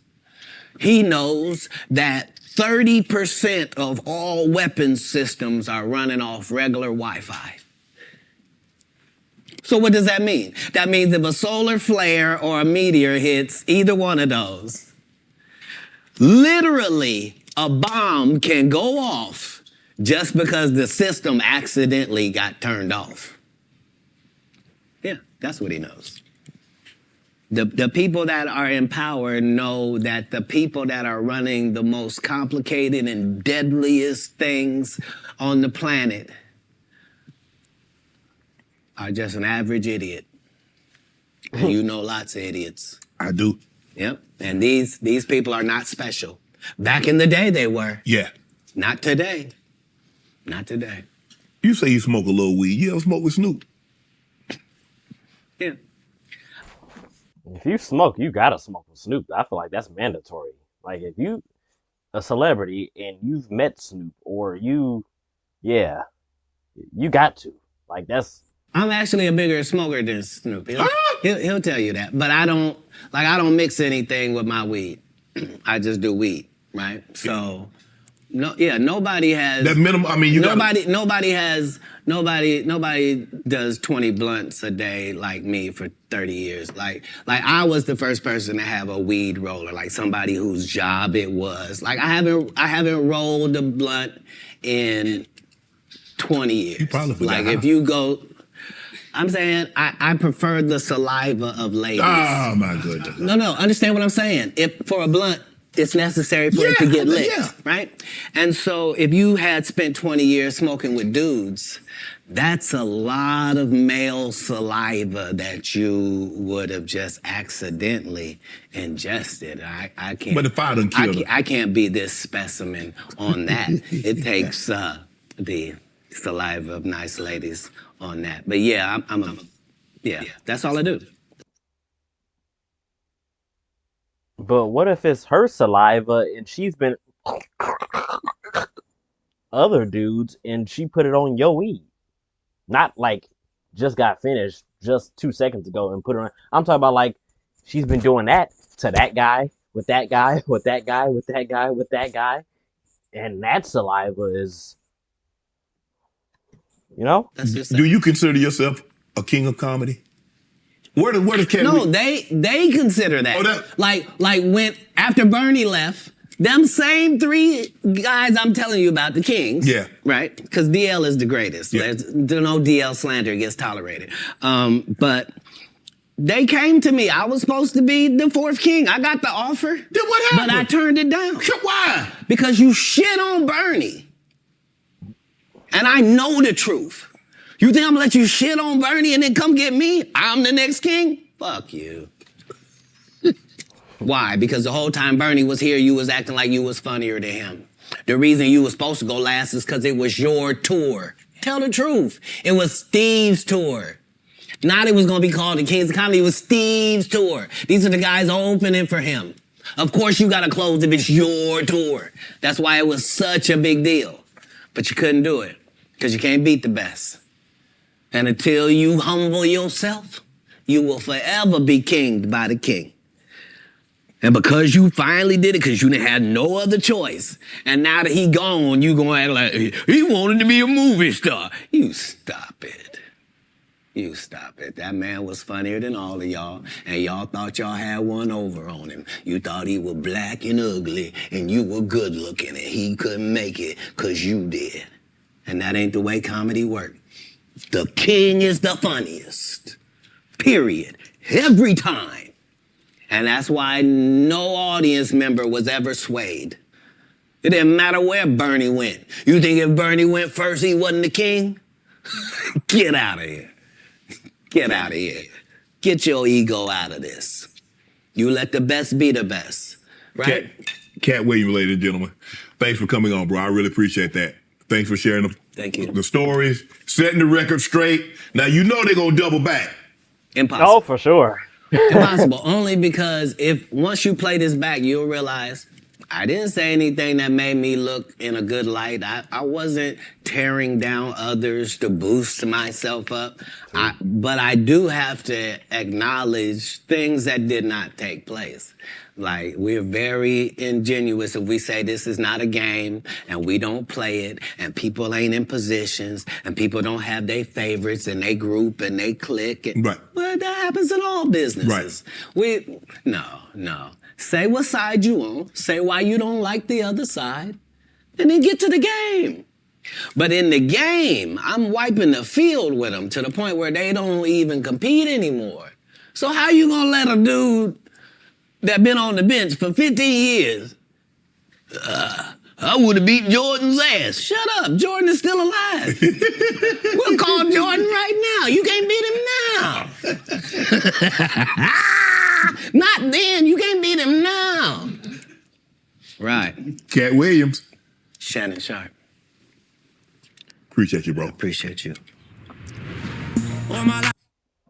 Dope interview, man. I didn't think I was going to be still awake after damn near 3 hours of the interview, bro.